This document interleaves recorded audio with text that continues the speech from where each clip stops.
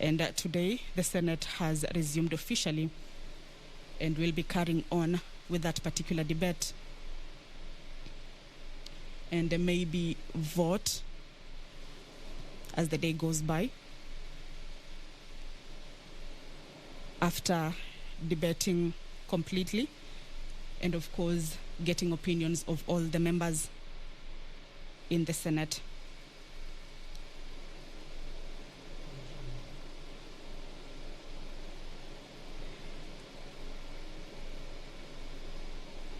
The bill on basic education, which is expected to be read for the first time in the Senate chambers, is a bill that seeks to amend the Basic Education Act to ensure that school-going children in Kenya, there is some activity at the entrance of the Senate. As you can see, the Speaker of the Senate, Honorable Kenneth Lusaka, has just entered the chambers. I will now hand you over to the live broadcasting of this program. This is in partnership with the Kenya Broadcasting Corporation and the Parliamentary Broadcasting Unit. Welcome. My name is Kamche Menza. Let us pray. Almighty God, we beseech you to behold with your abundant favor and blessings as your servants whom you have been pleased to call to leadership positions in this republic. We seek guidance to treat and consider all matters that shall come under our deliberation in so just and faithful a manner as to advance the peace, prosperity, and welfare of our country and of those whose interests you have committed to our charge. Amen.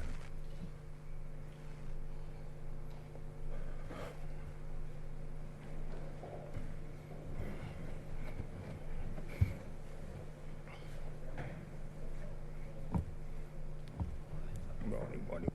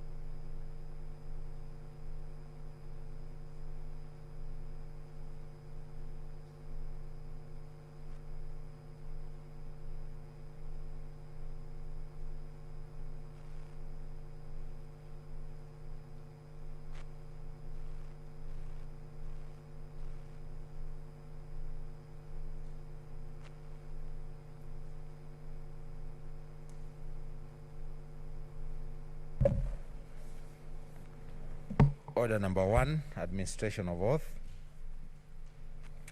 Order number 2, communication from the chair. Honorable Senators, it is my pleasure and privilege to welcome you from a very busy recess period. We commence part 3 of the 5th session of the Senate, which looking at the order paper will be equally busy. In accordance with the standing orders of the Senate, this part begins today and will run until 5th June 2021. On Wednesday, 5th May 2021, the Parliament of Kenya had the honor to host Her Excellency Honorable Samia Suluhu Hassan, President of the United Republic of Tanzania. In her speech, Her Excellency emphasized the fundamental principles of strengthening relations between Kenya and Tanzania based on cooperation, development, and unity of purpose. Pursuant to Standing Order number 26.3, read together with Standing Order number 24.6, the Senate Majority Leader will shortly lay on the table of the Senate Her Excellency's address to the two houses of Parliament and give a notice of motion for the Senate to debate the address and express its thanks. Today we resume debate on the Constitution of Kenya Amendment Bill 2020, which is currently at the second reading stage. Contributions in debate will continue to be guided by Standing Order number 1064, where each senator shall have a maximum of 20 minutes when speaking, and part 17 of the Standing Orders which respect to rules of debate shall apply. After conclusion of debate at the second reading stage and a division has been taken, I will issue a ruling from the chair before proceeding to the next stage, which is the committee of the whole stage, to guide the Senate on the question of amendments to the bill. We have outstanding business across the spectrum of legislative business, bills, motions, petitions, and statements before the Senate. There are 12 bills scheduled for first reading, 12 bills at the second reading stage, and 1 bill due for the committee of the whole stage. There are further 21 bills which are undergoing the resolution process pursuant to Article 110(3) of the Constitution. In this respect, I urge relevant standing committees to table reports on the bills to facilitate speedy processing, especially considering that quite a number of the bills have been republished in line with the judgment of the High Court in Constitutional Petition number 284 of 2019. There are 51 petitions which are yet to be reported on by respective standing committees that require immediate action, while statements referred to respective committees also require to be addressed pursuant to the standing orders. Honorable Senators, finally, I urge you to remain committed and focused and to undertake the tasks ahead of us with utmost integrity in service to our great country. I thank you and wish you all a fruitful session. Thank you.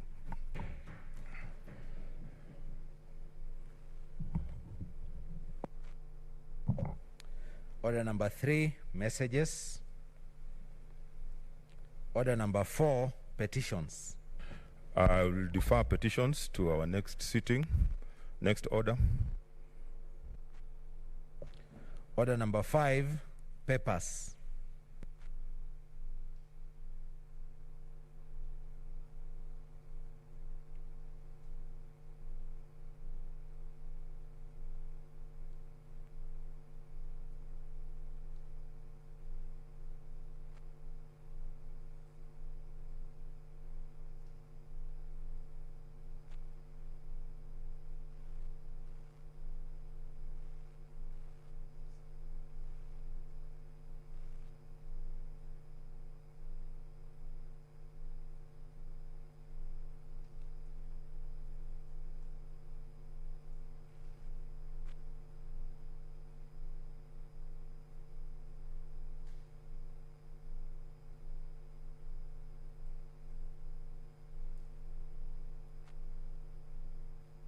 Leader of Majority.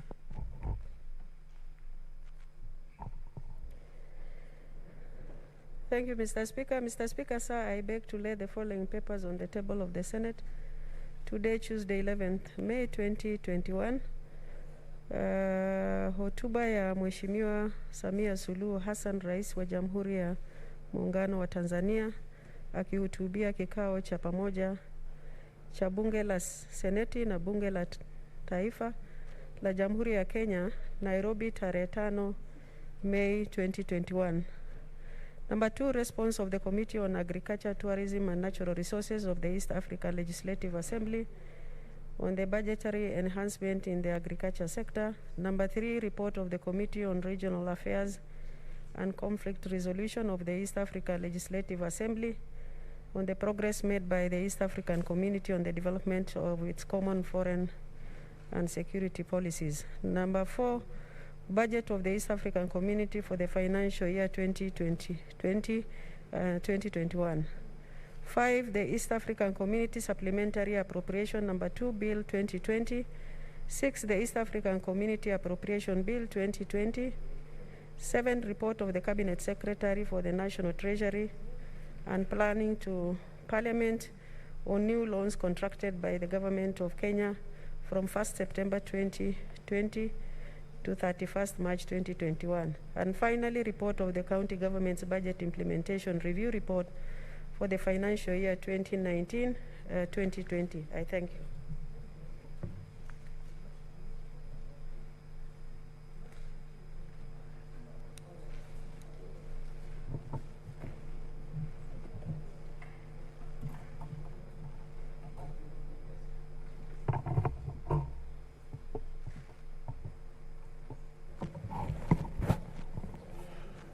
Order, Senators. Honorable Senators, Section 31(1) of the Public Finance Management Act states that the Cabinet Secretary for the National Treasury shall submit to Parliament every 4 months a report of the loans made to the national government entities and county governments in accordance with Article 211(2) of the Constitution. Further, Section 31(3) of the Public Finance Management Act provides that, and I quote, at the end of every 4 months, the Cabinet Secretary shall submit a report to Parliament stating the loan balances brought forward, carried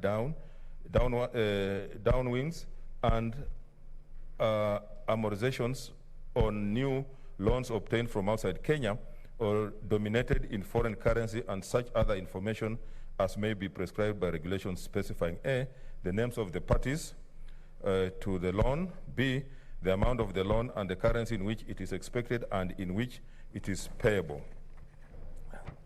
The terms and conditions of the loan, including interest and other charges payable and the terms of repayment. D, the amount of the loan advanced at the time the report is submitted. And E, the purpose for which the loan was used and perceived benefits of the loan, and such other information as the Cabinet Secretary may consider appropriate. Honorable Senators, the Senate Majority Leader has tabled the report of the Cabinet Secretary for the National Treasury and Planning to Parliament on new loans contracted by the Government of Kenya from 1st September 2020 to 31st March 2021. The report stands committed to the Standing Committee on Finance and Budget for consideration. I urge the committee to examine the report and advise the Senate appropriately. I thank you.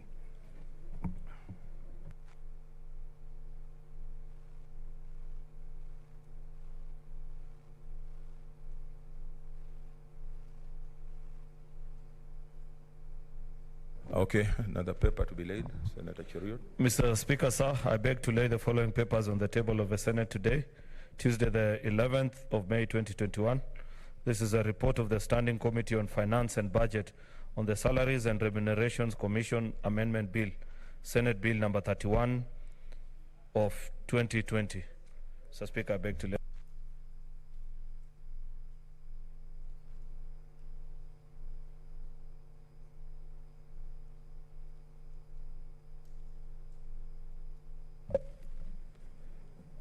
Order number 6, notices of motion. Leader of Majority.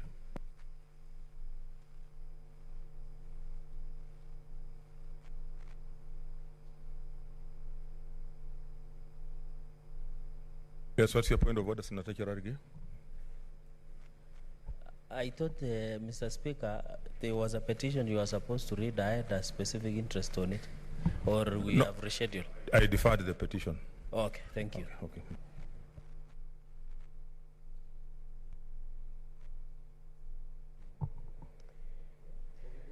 Mr. Speaker, I wish to give notice of the following motion. Debate on the address to Parliament by Her Excellency Samia Suluhu Hassan, President of the United Republic of Tanzania, that pursuant to Standing Order 24.6, the thanks of the Senate be recorded for the address to Parliament by Her Excellency Samia Suluhu Hassan, President of the United Republic of Tanzania, delivered on Wednesday, 5th May 2021.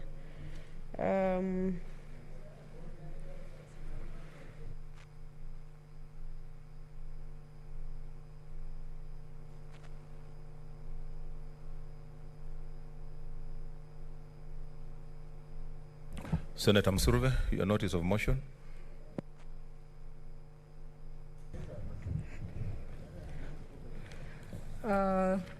Thank you, Honorable Speaker. I seek to give notice of a motion on provision of colostomy bags to colon cancer patients and survivors in county hospitals. That aware that the colon is part of the digestive system with a major role in the absorption of water, minerals, and elimination of waste. Further aware that colon cancer, which is on the rise, causes serious blockage of the colon that may necessitate removal of parts of the colon, the entire colon, or the rectum. Cognizant that persons who have gone through ileostomy, colostomy, and urostomy need to use colostomy bags to empty their waste for the rest of their lives post-surgery. Concerned that urine bags, adult diapers, artificial breasts, colostomy or ileostomy bags are not listed as goods exempt from tax or zero rated in the first and second schedules of the VAT Act 2013, and therefore attract 16% value added tax and customs duty. Acknowledging that Article 43(1) of the Constitution of Kenya states that everyone has a right to the highest attainable standards of health, and health is a devolved function and therefore under the mandate of the county governments. Now, therefore, the Senate calls upon the Ministry of Health in partnership with the Council of Governors to 1. Create and maintain a register of all the colon cancer patients and survivors in county hospitals, including the biodata of the histology of the patients. 2. Provision of colostomy bags for those who are permanent users. 3. Include the purchase of palliative care products in the health budgets of all county governments. 4. Ensure all county hospitals stock these palliative care products to enable increased access and lower commercial prices. And finally, 5, engage the Treasury and Kenya Revenue Authority to waive taxes on long-term health consumables such as colostomy bags, prostheses, and others in the upcoming budgetary cycle to ease the burden on cancer patients and survivors. Thank you, Honorable Speaker. Good. Next order.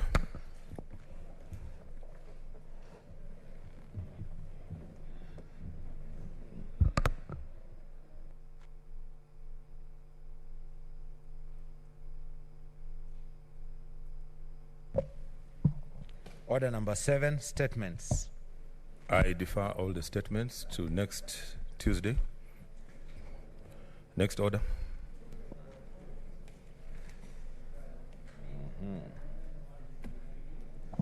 Happy bills.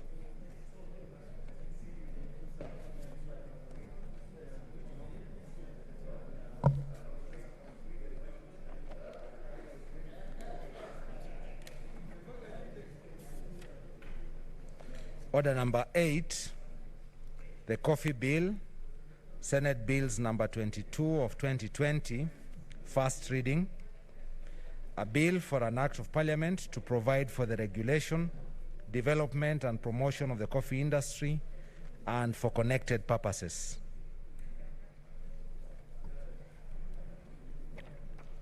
Order number 9, the Natural Resources Benefit Sharing Bill, Senate Bills number 25 of 2020, first reading. A bill for an act of parliament to establish a system of benefit sharing in natural resource exploitation between resource exploiters, the national government, county governments, and local communities, and for connected purposes. Order number 10, the Health Amendment Bill, Senate Bills number 26 of 2020, first reading. A bill for an act of parliament to amend the Health Act to enhance the functions of the Kenya Health Human Resource Advisory Council and for connected purposes. Order number 11, the Basic Education Amendment Bill, Senate Bills number 4 of 2021, first reading. A bill for an act of parliament to amend the Basic Education Act and for connected purposes.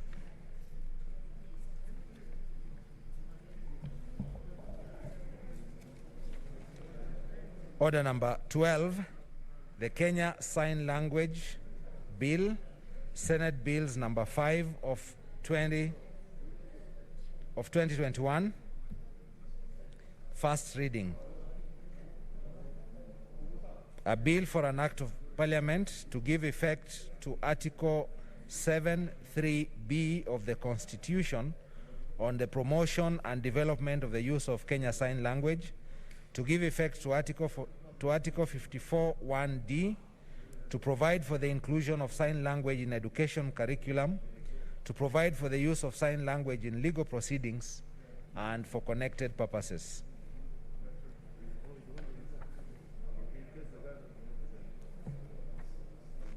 Order number 13, the County Vocational Education and Training Bill, Senate Bills number 6 of 2021, first reading.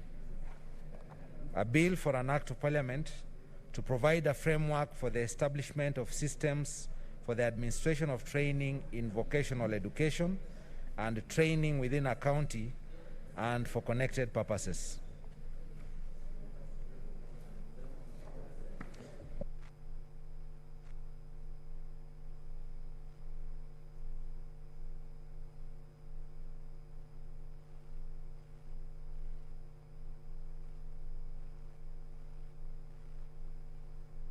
Next order.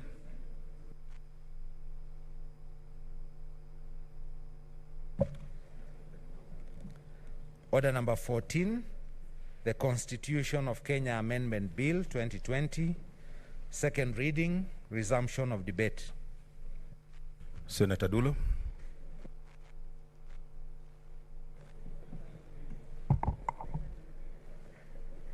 Thank you, Mr. Speaker. Mr. Speaker, I wish to take this opportunity. What's your point of order? Mr. Speaker, maybe before Senator Dulo proceeds with her contribution, there was a small matter that we had submitted some amendments, myself and other colleagues. So you Order, Senator Cherargei. I already made a communication on that. I'll be giving a communication.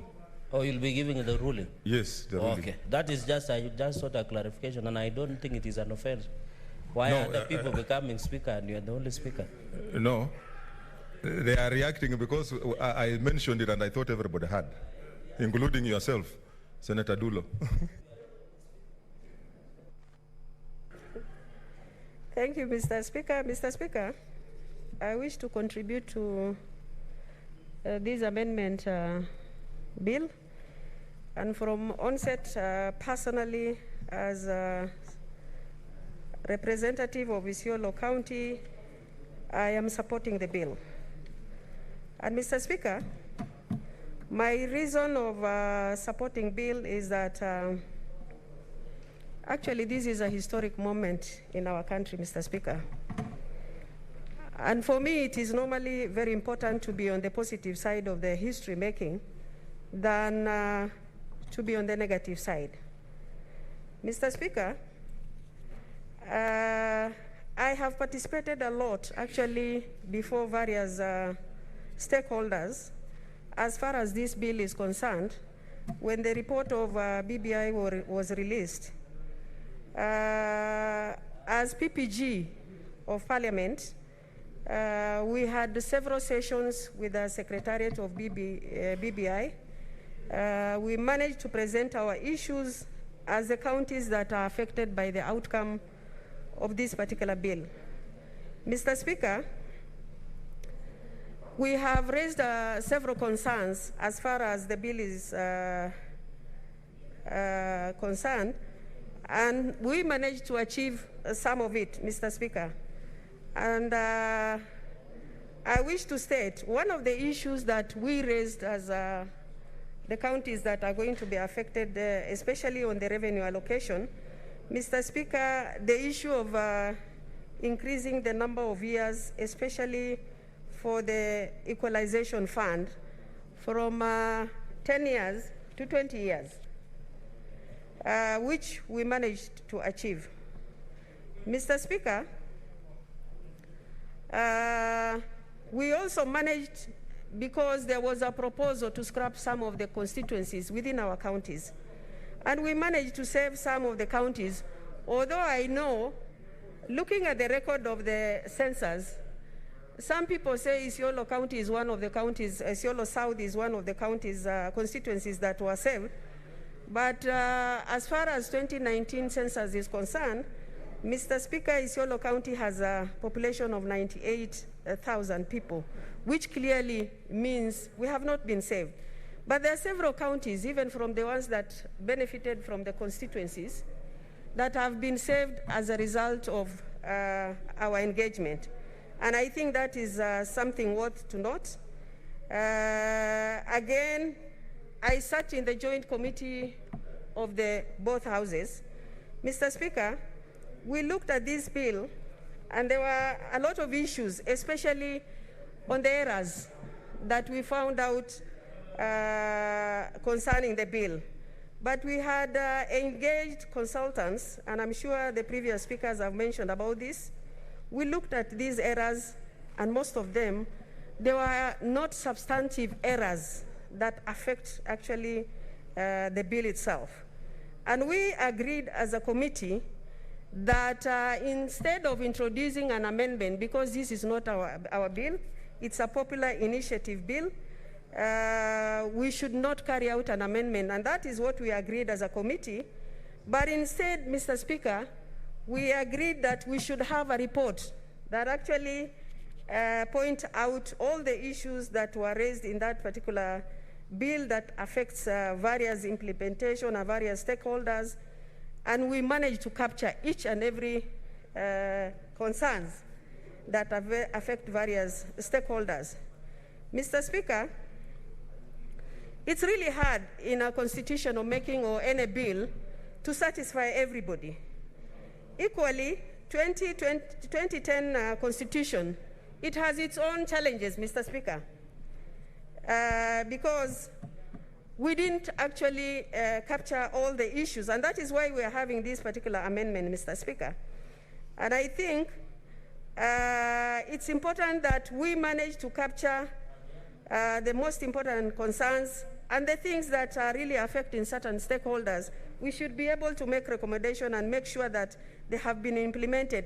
If not now, maybe in future, Mr. Speaker, sir. Mr. Speaker, actually one of the errors in the bill is the change of cabinet secretary to cabinet minister, which was actually appearing in the whole constitution. And it was hard to amend that particular word, because if it means we amend the bill, the bigger part of the constitution still will have cabinet secretary. So we thought it's not good for us to amend, but we should be able to make recommendation.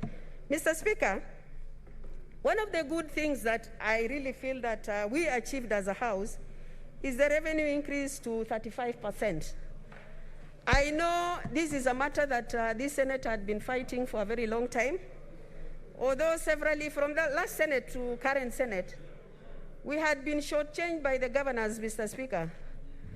Mr. Speaker, this is important, though I know there is a challenge of implementation because of the current situation we have in the world and also in the country.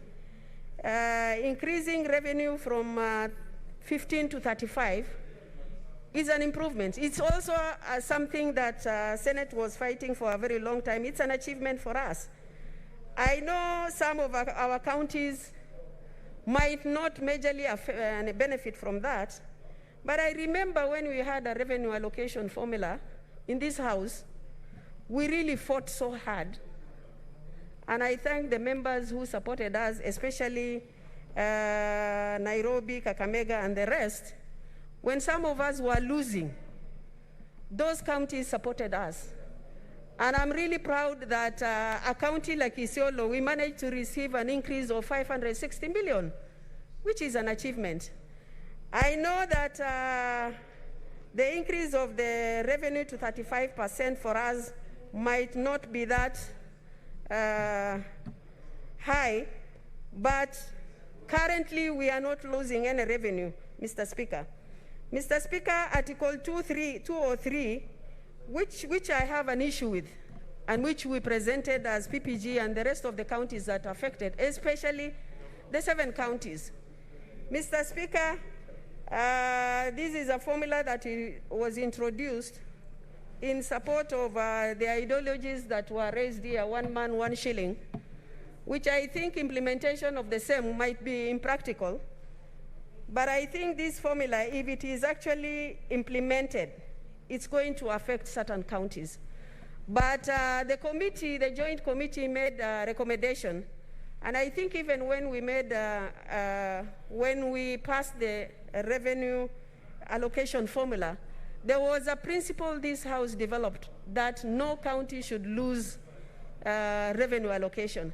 And I think that is principle I believe this House should hold once this bill is changed. And the committee also made a recommendation. If any county will be affected, Mr. Speaker, the government should cushion those counties that will be affected as a result of that particular provision. And Mr. Speaker, if that happens and some counties end up losing revenue allocation, Mr. Speaker, devolution will be affected in most of our counties. Mr. Speaker, in the last formula, I remember the issue of the land mass was not looked at properly. Because if you will only focus on population and leave out land, because some of us, we have vast land where you travel over 300 kilometers to get service delivery. It affects also budgetary allocation, and that should have been considered. But unfortunately, in the last revenue allocation, that has not been considered, and it's something that we need to look at it in future. Mr. Speaker, even in the formula, population census, some counties like Isiolo County, we have a lot of issues, especially matters affecting boundary disputes. Mr. Speaker, over the years, we've been fighting with our neighbors just because of interference with the boundaries. And that affected census in 2019, because some counties were some individuals were counted to the neighboring counties or in the areas that we had contestation, and we lost a lot. This is a matter that we have really presented to the government to try and solve boundary dispute issues that is affecting also our population. I remember Senator Mutula Kilonzo coming up with a bill to look at the boundary issues, but unfortunately some interested parties made sure that bill doesn't go through. And I'm still appealing that development and also so many other factors will be affected if boundary issues are not resolved in this country, Mr. Speaker. So I think that is something we'll continue fighting on to make sure that there is sanity is brought back to our counties. Mr. Speaker, the other point I wanted to contribute to is the matter of constituencies. Matter of constituencies we have discussed at several lengths. Mr. Speaker, we have even made presentations. There were some counties that are left out as far as allocation of those constituencies are concerned. For example, if I may actually bring out the issue of Isiolo North, Mr. Speaker, looking at the figures that we have, Isiolo North, we should have had an extra constituency, but that was left out. And I think we have to really look at these issues of constituency critically. IEBC raised a lot of concern. We had a very lengthy discussion on the same, Mr. Speaker. The issues of constituency is going to affect service deliveries in most of our counties that are left out. Mr. Speaker, I appeal to the relevant authorities that something needs to be done as far as constituencies are concerned.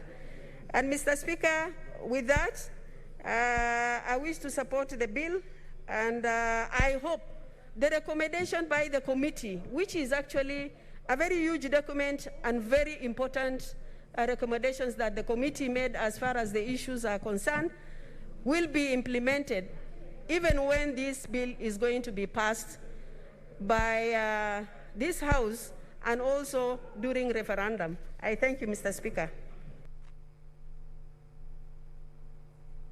Senator Mwenye Haji.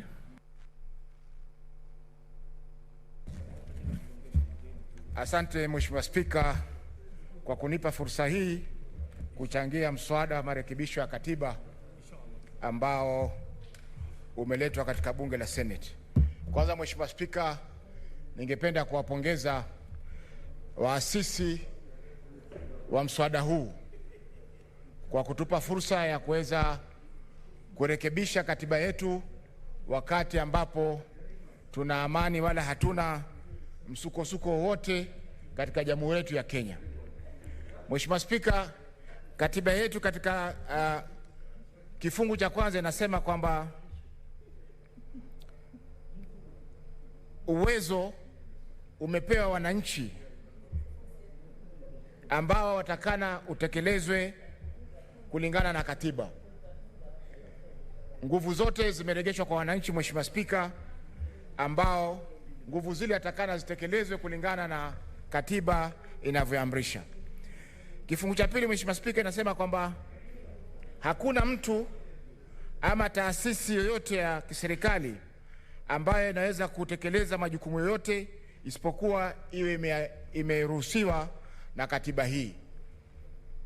Kwa hiyo Mheshimiwa Spika, katiba ndio mwanzo wa kila kitu katika sheria zetu. Ndio tukiangalia kifungu cha 94 kwamba uwezo wa kutunga sheria umekabidhiwa bunge katika kutekeleza ama kutunga sheria zozote ambazo ziko katika nchi yetu ya Kenya. Mheshimiwa Spika, hakuna taasisi yoyote nje ya bunge ambayo ina uwezo wa kutunga sheria kitaifa isipokuwa bunge letu la kitaifa. Kwa hiyo Mheshimiwa Spika, katika kutazama marekebisho haya ni jukumu la bunge kuangalia kwa undani kabisa, kwa sababu hatuwezi kupuuza ama kukataa kutekeleza jukumu letu. Mheshimiwa Spika, vifungu ambavyo vinaangazia marekebisho ya katiba vinaanza kifungu cha 255 mpaka 257. Mheshimiwa Spika, kifungu cha 257 kinazungumzia kubatilisha ama kurekebisha katiba kupitia kwa ile ambayo inaitwa popular initiative ama kupitia kwa wananchi wenyewe binafsi. Mheshimiwa Spika, katika kifungu cha 257 inasema kwamba ikiwa moja kati ya nyumba mbili za bunge zitakataa kupitisha katiba hii na vile marekebisho haya, na vile vile marekebisho yanaingiliana na kifungu ambacho kimetajwa 255(1), basi marekebisho haya yatakuwa lazima yapelekwe katika kura ya wananchi, yani kura ya ndio, kwa Kiingereza wanaita referendum. Kwa hiyo Mheshimiwa Spika, iwapo tutapitisha ama tutakataa, ni lazima marekebisho haya yaende kwa wananchi kupitia kwa kura ya maoni, kwa sababu ni mambo ambayo tunataka kurekebisha, ni mambo ambayo yanaingia katika msingi wa bunge. Kwa hiyo Mheshimiwa Spika, sisi kama bunge tuna jukumu muhimu katika swala hili, na ningependa kusema pia kwamba katika kurekebisha hii, kufanya haya marekebisho, ni lazima kama bunge ambalo ndio taasisi inayotunga sheria katika jamhuri yetu ya Kenya ichunguze yale marekebisho kuhakikisha kwamba yanaambatana na sheria, na iwapo hayaambatani na katiba tuweze kuyarekebisha ili tuweze kuwa na katiba ambayo inaambatana na ile katiba ambayo iko sasa. Hatuwezi kusema kwamba bunge liwe kama mshangiliaji katika marekebisho haya. Mheshimiwa Spika, nikenda sasa katika yale marekebisho yanayotakikana, ni kwamba lengo na madhumuni ni malengo mazuri. Kwa mfano, lengo la What's your point of order, Senator Cherargei? Mheshimiwa Spika, Ni kweli kuwa ndugu yangu Senator wa Mombasa, Senator Faki, anasema ya kwamba bunge iko na uzito ya kufanya marekebisho. Kwa mdomo mwingine anasema ya kwamba bunge hata isipopitisha ama iangushe lazima iende katika kura ya maoni. Anatuchanganyisha hapo. Ningependa aweze kuwa kinaga ubaga anaposema swala la kusema bunge liko na uzito na inaweza rekebisha, na anasema kwa upande mwingine bunge hata isipopitishwa lazima itaenda katika kura ya maoni. Ningependa aseme kwa kinaga ubaga kwa sababu ananichanganyisha. Yes, Mheshimiwa Senator. Mheshimiwa Speaker. Yes, Senator Sakaja. Kuna hoja la nidhamu hapa.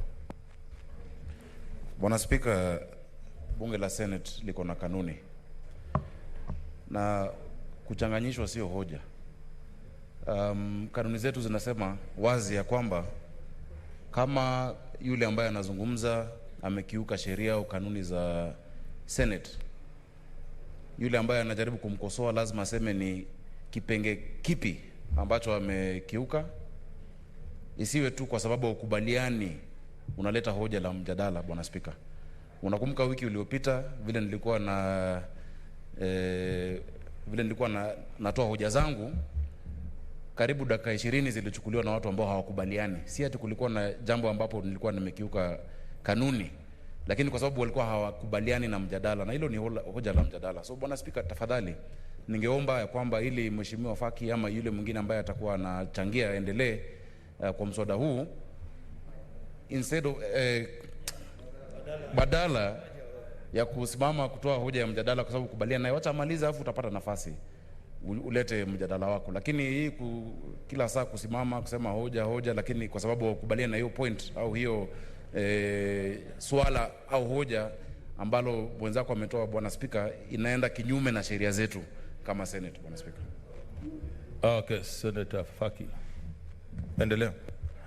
Mheshimiwa Spika, nampongeza Senator Sakaja kwa kusahihisha swala hilo. Mheshimiwa Spika, nilivyozungumzia mimi ni kuwa nimetaja vifungu viwili vya sheria vya katiba ambavyo vinagongana kusema kweli, Mheshimiwa Spika, kwa sababu ukiangalia kwamba bunge ndio taasisi inayotunga sheria katika Jamhuri ya Kenya, na sheria yote ambayo inaletwa katika bunge ni lazima ipitie vipindi vyote vya kutunguza sheria ile, iende katika kusoma mara ya kwanza, iende katika kusoma mara ya pili, na mwisho iende katika kifungu cha 3 ambapo inaweza kupitishwa ama inakataliwa.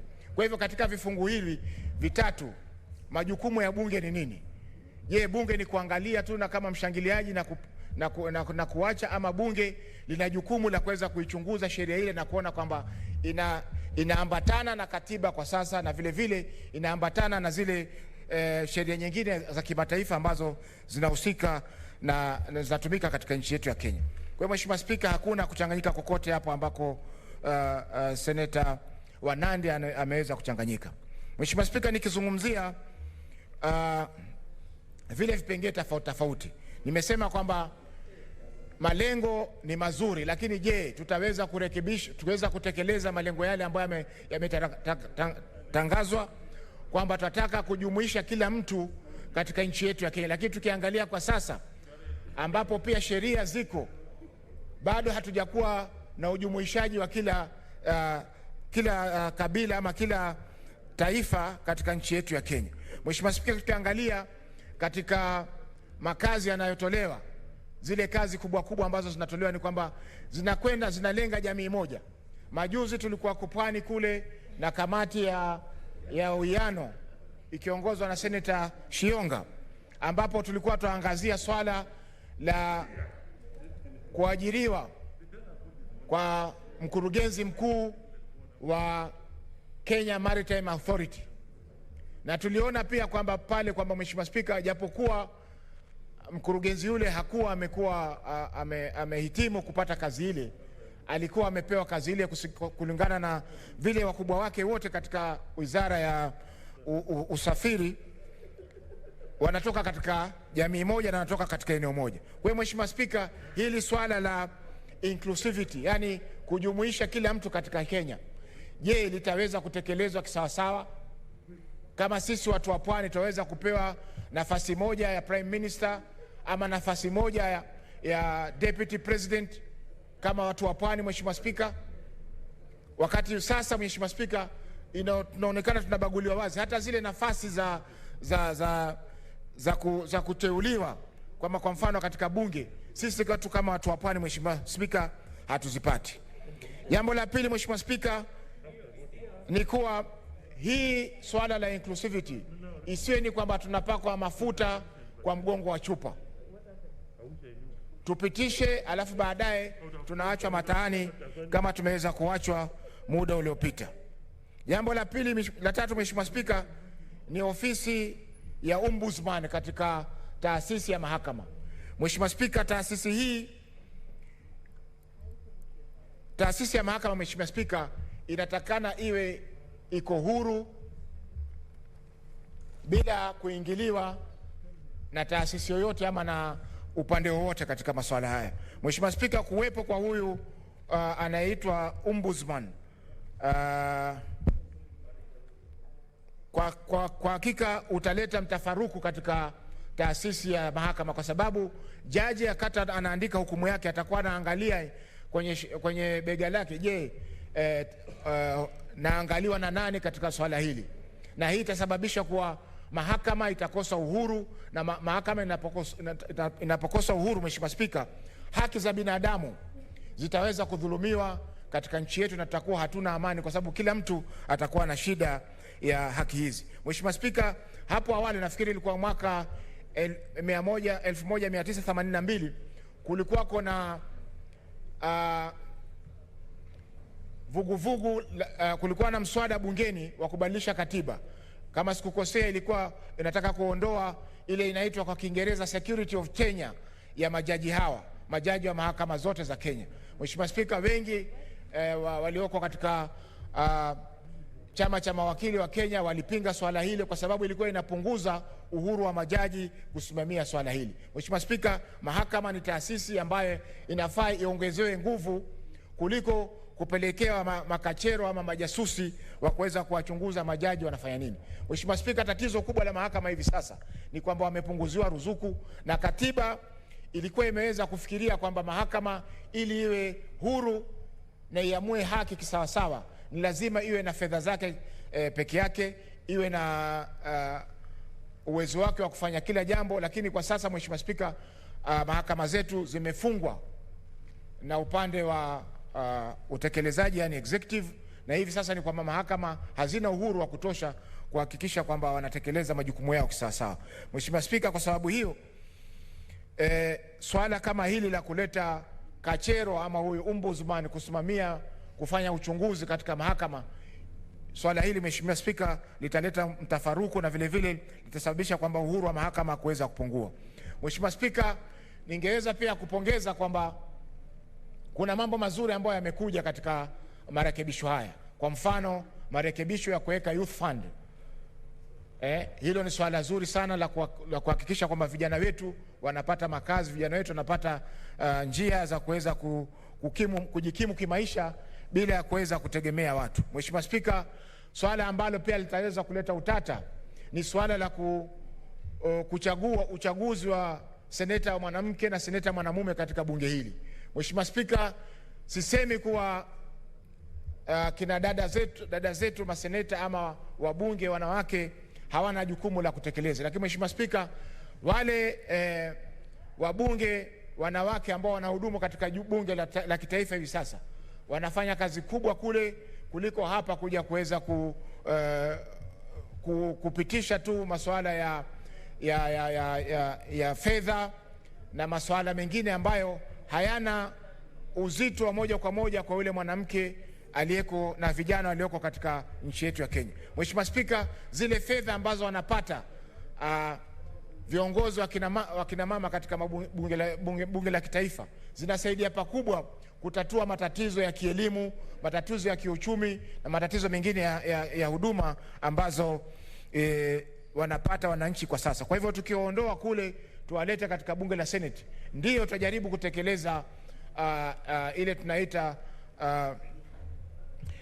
usawa wa jinsia katika nchi yetu na bunge letu, lakini kwa hakika Mheshimiwa Spika, itakuwa ni hasara kubwa kwa vuguvugu la kuwapa nguvu kina mama. Mheshimiwa Spika, kwa kumalizia ni kuwa swala la maeneo bunge, Mheshimiwa Spika, ni swala ambalo pia limeleta utata kwa sababu halijatolewa kiusawa. Tunaona maeneo mengi ambayo yanahitajia yameweza kunyimwa, na japokuwa Mombasa inaongezewa viti vitatu vya bunge, Mheshimiwa Spika, hiyo haijatosha kabisa, kwa sababu Mombasa imeweza kukua maradufu kwa muda hii ya miaka 10, na tunahitajia viti zaidi ya vitatu ambavyo tumeweza kupata hivi sasa. Mheshimiwa Spika, na pia tutakuwa tunakeuka katiba kuweza kuachia swala hili la kuingilia swala hili la kuamua mipaka ya maeneo bunge, wakati kuna taasisi ya IBC ambao jukumu lake moja ni hilo la kusimamia masuala ya ugawavi wa maeneo bunge, na vile vile pia kuzingatia masuala kama vile wingi wa watu, mambo ya kiuchumi, na vile vile pia maeneo, kwa sababu kuna maeneo mengi ni makubwa ambayo ni vigumu kuwakilishwa kikamilifu na mbunge mmoja. Kwa hiyo Mheshimiwa Spika, nitaunga marekebisho haya, lakini kwa masuala kwamba hili swala la kuwa mswada wa kurekebisha katiba ukishatoka kwa wananchi usiweze kujadiliwa katika bunge. Mheshimiwa Spika, hili ni swala ambalo lazima tuliingilie kwa ndani, hata kama haitawezekana katika mswada huu kulibatilisha, lakini jambo ambalo lazima kama bunge, kwa sababu bunge ndio wanaotunga sheria. Hatuwezi kuwa sisi tumefungwa mikono wakati tunarekebisha sheria muhimu kama hii, katiba ya bunge. Asante Mheshimiwa Spika kwa kunipa fursa hii. Senator Ephraim Maina.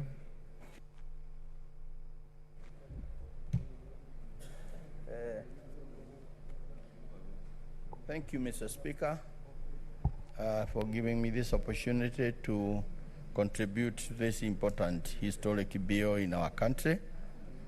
Mr. Speaker, the constitution making is about the most important thing in any country.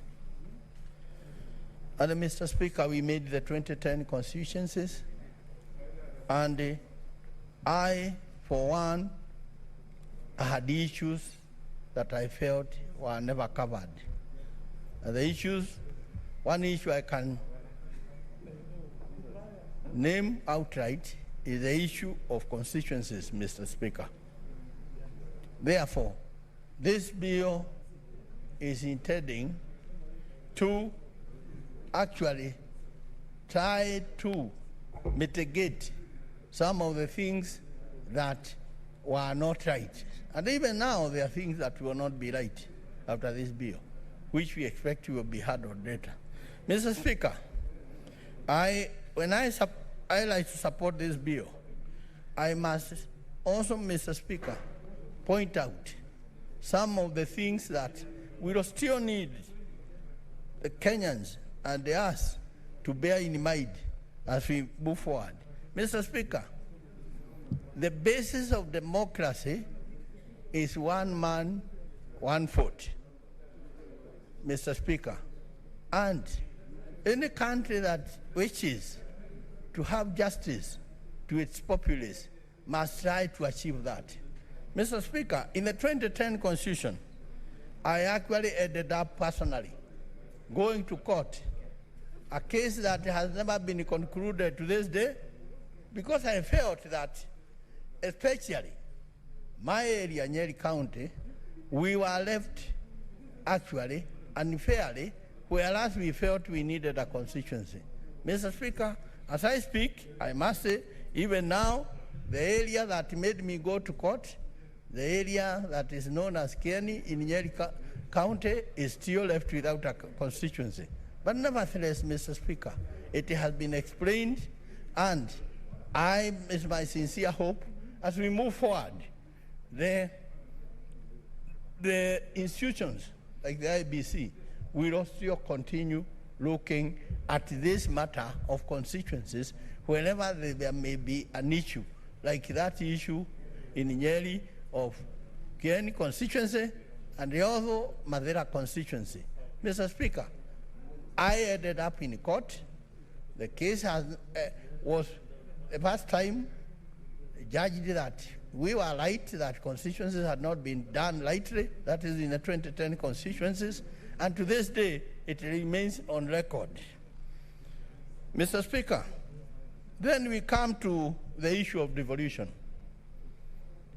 Mr. Speaker, devolution is a good idea. And I must tell Kenyans, devolution is not a new idea in this country. It was there in the earlier days. Mr. Speaker, I remember when I was in primary school. And Mr. Speaker, I believe, try to recall in your mind, and the others who may have been there in the 1960s and the early 70s. In the primary school, there was a lorry that used to come, and it was written District Education Board, distributing textbooks, exercise books, and all other writing materials. That was devolution that had been put then. And this is the idea we have been trying to actually, try to mind ourselves and see whether we can reintroduce.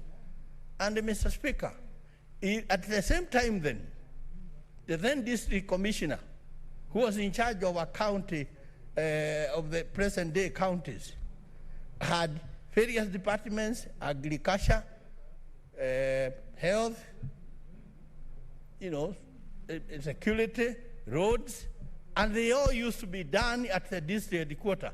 In Nyeri County, the district works officer used to be dealing with all matters of local roads and all this. This is the same idea we have tried to introduce. But Mr. Speaker, I want to warn in this House, and even the country, we have been talking of corruption.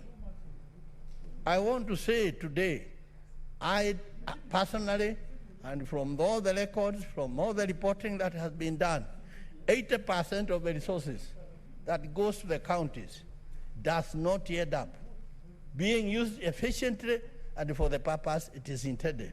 Mr. Speaker, we must, and we should have done, looked into a way of having a framework that will ensure that the resources that we fought here, that we fight here, as we witnessed, goes into being used efficiently and for the purposes of the ordinary man.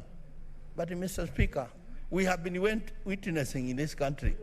If you go anywhere, the issue is construction.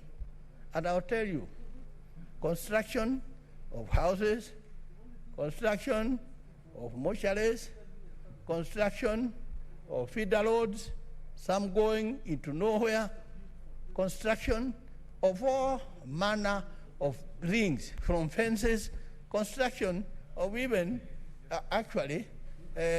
putting flower beds all over to beautify various offices in the counties. Mr. Speaker, all this is happening when you go in the next dispensary and there is no medicine. Mr. Speaker, all this is happening when the children do not have basic things, some of them are not in school because of school fees, Mr. Speaker. Therefore, we need a framework. And let me say here, personally have felt very uneasy, voting big money, which we have no control, and somehow this House has felt quite comfortable just leaving things as they are, even during constitutional making when we had various disciples to go and talk on our behalf, to make Senate a house that is empowered to do its work. Mr. Speaker, it is not the amount of money that will remove poverty in our country.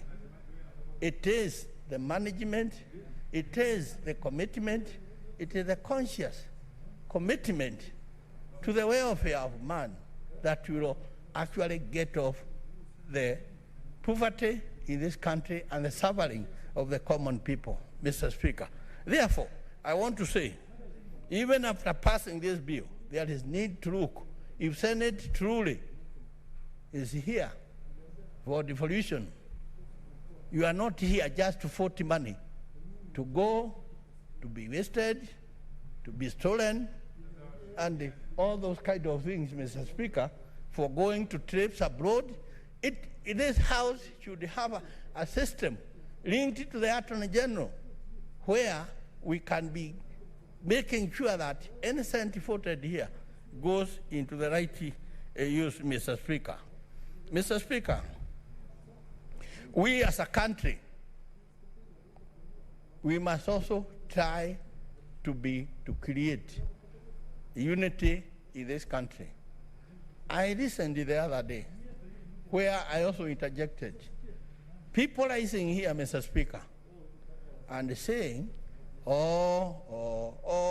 we have been discriminated, or we have been suffering because, I don't know, so much money went to Mount Kenya region and all this. Mr. Speaker, I want to stand here and say we must, when we stand here, speak the truth. We must stand here and be wary of what we state. Mr. Speaker, let me say this for the record. Central Kenya has suffered. Mount Kenya has suffered from colonial days.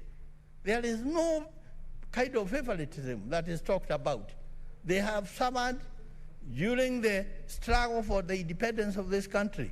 Mr. Speaker, the people today in the Mount Kenya region are some of them today living in very serious economic difficulties because their coffee, their tea, their milk, and all other products today are bringing pottery nothing. Coffee today has been reduced to 15% of what it used to be. Therefore, Mr. Speaker, I want to appeal to this House that when we speak for our people, but Mr. Speaker, we should not be entertaining this kind of thoughts and this kind of words that actually tend to bring the same kind of feelings we found, which boiled over in the year 2007, and actually brought to what we witnessed, Mr. Speaker. But I want to go on record that Mount Kenya has not actually enjoyed any favoritism at all. If anything, Mount Kenya has been contributing through their GDP into the development of this country. They have been contributing into the services that even others enjoy, and we are proud to. But we don't expect leaders should be stand here and try to create that misconception, Mr. Speaker. Mr. Speaker, going back to the issue of the devolution, I want to say I'm not convinced, and I want to go on record that the way we have approached devolution, it will succeed. Mr. Speaker, succeeding is not going in a county and seeing a big building, lieutenant governor's office or the county government office. It is not going and seeing a 4-story house with flowers all over at the lights at night, lighting the flowers. That is not the devolution that we envisaged, that Wajiko envisaged. Devolution, Mr. Speaker, is when we will happily carry this country with us and actually make sure that the resources go for the people. Today, the counties have been given about 3.6 trillion shillings since its inception. That kind of money should have actually by now have created good services for the people. And to my mind, things to do with health, things to do with education, things to do with the survival of the people, like the small traders, things to do with agriculture, improvement of agriculture. Mr. Speaker, I feel dismayed when I see some counties. People are dying of hunger, and yet they are getting quite substantial amount of money. Why can't somebody spend 300, 500 million to feed the people in that emergency? Mr. Speaker, it beats any reasoning. But once again, I want to caution this country, unless we can seal the loopholes of corruption, we can seal the loopholes of all the things, Mr. Speaker, and Kenya will be Kenya when you see a couple of ministers, a couple of governors, a couple of senators, a couple of members of parliament, a couple of these big whims in actually behind bars in a committee, serving for squandering public resources. That is when Kenya will start taking the route to democracy. Mr. Speaker, I must go to the Bureau and say it is a step in the right direction. It will not be the end of the journey. And therefore, Mr. Speaker, I rise to support this bill, and Mr. Speaker, hope that all the sentiments that have been expressed will be taken into account into the future as we go ahead, Mr. Speaker. Mr. Speaker, I support the bill. Senator Mwaura, by virtue. Mwaruma, sorry. Senator Mwaruma.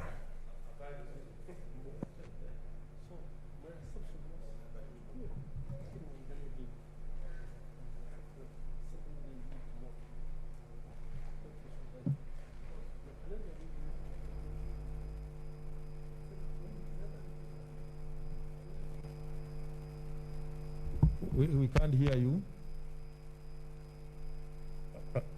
Unmute. Mheshimiwa Spika, unanipata sasa? Sasa tutakupata. Haya, asante Mheshimiwa Spika kwa kunipa hii fursa ili kuchangia huu mswada wa mageuzi ya katiba.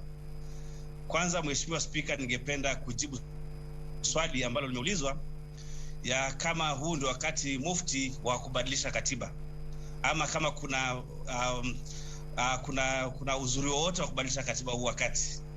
Nipende kusema Mheshimiwa Spika, wakati tulipitisha katiba ya mwaka wa 2010 tulipitisha tukijua kwamba kuna 20% ambayo haikuwa nzuri sana, na tukasema tupitishe hivyo hivyo ili wakati ukifikia tunaweza badilisha ile kutengeneza ile 20% ambayo haikuwa nzuri sana. Mheshimiwa Spika, katika kuchangia huu mswada, upenda sana nianze na mambo ambayo ni chanya ama positive aspects, ndio nije yale ambayo ni hasi. Lakini kwa leo nitaanza mambo ambayo ni hasi yaliyo katika huu mswada, alafu nije ambayo ni chanya, kwa sababu unaweza ishiwa na muda bila kuongea mambo ambayo si mazuri sana katika huu mswada. Mheshimiwa Spika, kwa mwananchi wangu wa Taita na Taveta, alitoa mawazo yake mengi sana ya kuchangia huu mswada ambayo mengi hayajazingatiwa ama hayajaangaziwa katika huu mswada. La kwanza Mheshimiwa Spika ni kwamba 62% ya gatuzi la Taita Taveta iko chini ya mbuga za wanyama.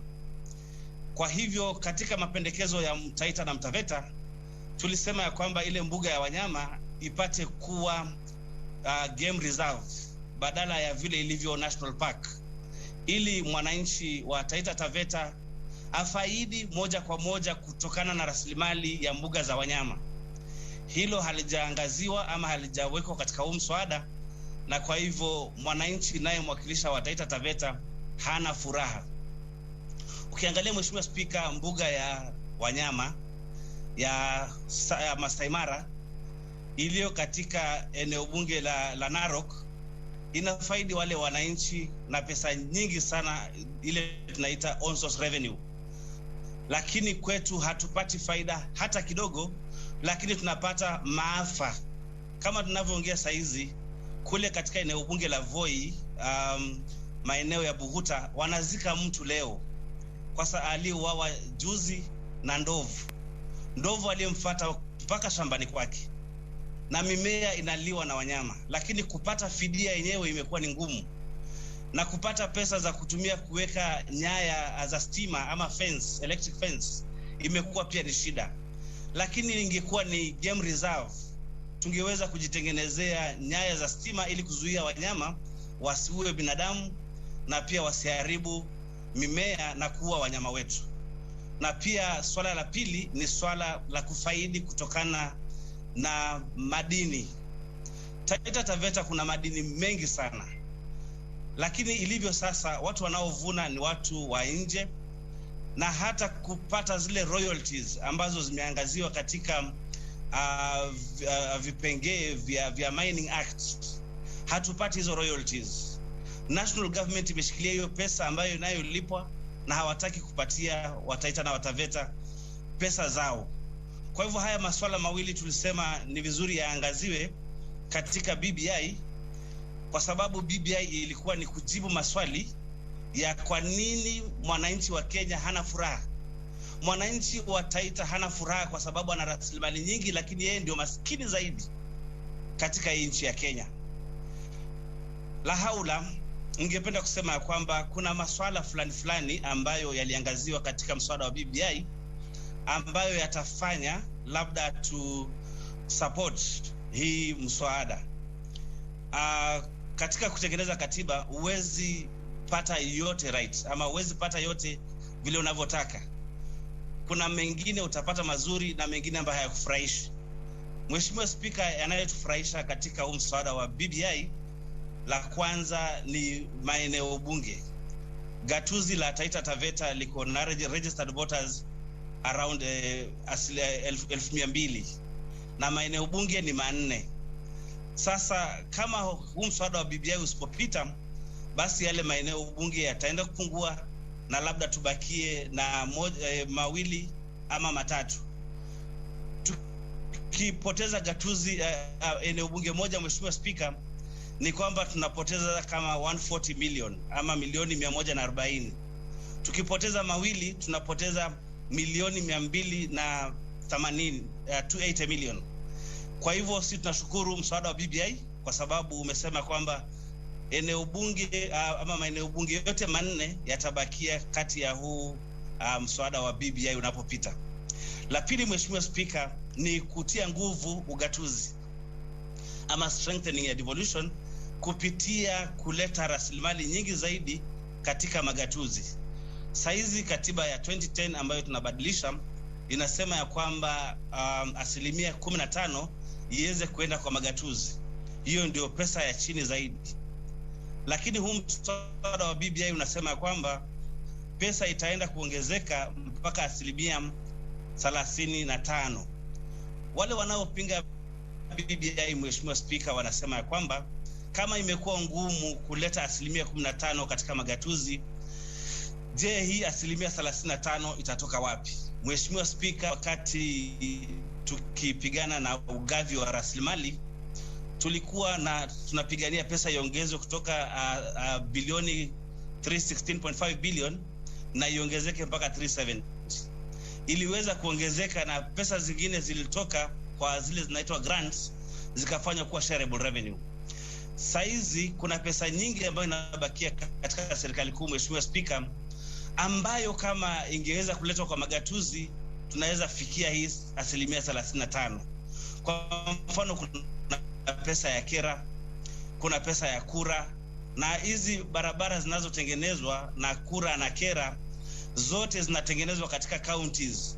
Kwa hivyo hiyo ni pesa mingi sana inaweza kuletwa katika magatuzi ili kuchangia mchango wa pesa ziongezeke mpaka 35%, Mheshimiwa Spika. La pili ni kwamba kuna pesa wizara ya afya, wizara ya kilimo, wizara ya michezo. Kwa mfano saizi sielewi ni kwa nini wizara ya michezo ibakishwe pesa nyingi mpaka ianze kupatia counties grants za kujenga viwanja. Kwa nini hiyo pesa isipelekwe kwa magatuzi ili ifanywe budget moja kwa moja, Mheshimiwa Spika, na viwanja vijengwe? Kwa nini wizara ya kilimo ambayo kilimo kinde kwa magatuzi ili budget ifanywe pale pale kwa magatuzi na kilimo kiendelee? Kwa hivyo Mheshimiwa Spika, swala la ugatuzi ni swala kwetu nzito sana kama mwakilishi wa Taita Taveta, manake yale maendeleo tunayofaidi Mheshimiwa Spika ni maendeleo kutokana na ugatuzi. Kwa sababu ya idadi yetu ambayo iko ndogo, wanasiasa wengi huuliza, kwani nyinyi wa Taita na wa Taveta tunawaletea maendeleo kutoka serikali kuu, mnaleta kura ngapi kwa meza? Kusema ukweli Mheshimiwa Spika, kura zetu huwa ni kidogo sana. Kwa hivyo ile kitu ambayo ni baraka kwetu ni ugatuzi. Wakati wa mfumo wa ugatuzi ulipokuja, tumeweza kupata pesa kutoka kwa national government zaidi ya bilioni 4.5 za maendeleo kila mwaka. Kabla ya ugatuzi Mheshimiwa Spika, tulikuwa hatupati hizi pesa, lakini wakati wa ugatuzi tumeanza kupata pesa nyingi za maendeleo. Na Mheshimiwa Spika, ukiangalia baada ya ugatuzi kuanza 2013, hakuna mradi uliofanywa katika gatuzi la Taita Taveta kutokana na pesa za serikali kuu ambao unazidi milioni 200. Ile miradi tunapata ni ya milioni 50, milioni 20 kutoka kwa serikali kuu. Lakini nashukuru kwa sababu huu mwaka tumepata grant kutoka kwa World Bank ambayo ni ya 900 million ya kutengeneza maji. Tunasema ni afadhali. Lakini ukiangalia kwa magatuzi mengine, kwa mfano kama niliuliza swali katika bunge yetu mwaka wa 2018 katika wizara ya maji, watu waambie ile miradi yote ambayo imefanywa Kenya nzima. Nilishangaa Mheshimiwa Spika, niliona Embu walipata mradi wa 2.5 billion kuanzia 2013 mpaka 2018. Murang'a ilipata mradi wa 6 billion, miradi ya 6 billion ya maji. Elgeyo Marakwet ilipata Aror na Kimwareri nyingine 25 billion, 63 billion. Ukiangalia Mwache Dam walipata Kwale Mwache Dam 10 billion. Ukiangalia kwa mfano Makueni walikuwa na Thoke Dam 35 billion, lakini Taita Taveta gatuzi letu halikupata miradi yoyote. Kwa hivyo sisi ugatuzi ndio tunaopigania, manake maendeleo yetu mengi yanatoka kutokana na ugatuzi. Mheshimiwa Spika, jambo lingine ambalo linafanya niunge mkono ugatuzi ni kuweka hizi pesa za CDF katika katiba. Vile Mheshimiwa Spika nimetangulia kusema ni kwamba tuko na maeneo bunge 4 ambayo kila eneo bunge linapata zaidi ya milioni 130. Sasa hii CDF ikiwekwa katiba ni kwamba haitawahi kupotea, na CDF ni pesa ya wananchi wetu ya kulipa fees, ni pesa ya wananchi wetu ya kutengeneza infrastructure ya mashule na kutengeneza maendeleo yanayohusiana na elimu na security. Wakati tunaposema kwamba CDF imewekwa katiba ni kwamba Taita Taveta hatutawahi kukosa hiyo pesa. Unajua kwamba Mheshimiwa Spika, kuna watu wamekuwa kienda kotini wakitaka hii CDF iondolewe, na kwetu sisi ni mfumo wa ugatuzi ambao umeleta maendeleo mengi na infrastructure nzuri za barabara na maji kwa huo muda ambao ililetwa kuanzia 2003. Kwa hivyo sisi tunashangilia CDF, na vile CDF imeenda katika katiba, tumeshukuru sana. La 4 tena Mheshimiwa Spika ni kwamba kuna hii Ward Development Fund ama pesa ya kuendeleza ward. Hii pesa ni nzuri sana kwa sababu inahakikisha kwamba maendeleo yanaenda katika kila ward. Haitajalisha kama yule mwakilishi wa ward anaunga mkono gavana ama hamungi mkono gavana, maendeleo yataenda mpaka mashinani. Na nashukuru manake Mheshimiwa Irunga Ngata ambaye ni alileta mswada wa Ward Development Fund. Tayari ule mswada ndio haukupita, lakini afadhali tulipata hii katiba ambayo tayari iliweka Ward Development Fund. Na nasihi rafiki yangu senator wa Murang'a apate kuunga mkono huu mswada wa BBI, kwa sababu tayari yale maswala ambayo amekuwa akipigania yako ndani ya BBI kama Ward Development Fund. Lingine Mheshimiwa Spika ambao nimeona ni nzuri ni kwamba kuna hakikisho la kwamba katika bunge kutakuwa na gender equity. Mimi kama mwanaharakati wa gender ama wa mambo ya jinsia ninashukuru sana, manake kwa BBI ikishapita basi bunge zetu zote zitakuwa na usawa wa jinsia. Wakati unakumbuka Mheshimiwa Spika, mwaka uliopita mahakama ilisema kwamba bunge ilivunjiliwa mbali kwa sababu imeshindikana kufanya sheria ambayo itahakikisha kuna usawa wa jinsia katika bunge. Lakini ilikuwa hata tukivunja bunge bado watu ambao wanachagua ni wale wale wananchi wetu, hawachagui wakizingatia usawa. Kwa hivyo BBI inasema ya kwamba hatuwezi kuwa tunaendelea ama tuseme tunaendelea na tumeacha wananchi wengi ama nusu ya idadi ya wananchi nyuma, ambao ni wanawake, walemavu na vijana. Lingine Mheshimiwa Spika, ambalo nafanya ni shukuru kwa huu mswada ama niunge mkono huu mswada, ni mambo ya kuwa na mawaziri katika bunge. Mheshimiwa Spika, mara kwa mara tumeuliza maswali yanayohusiana na wananchi wetu yapate kujibiwa, lakini Mheshimiwa Spika, tumepata shida kupata mawaziri wengine hawataki kuja bunge kujibu maswali. Lakini tukiwa na waziri katika bunge ama waziri mkuu, itakuwa ni rahisi zaidi kupata majibu ya maswali ambayo tunauliza katika bunge.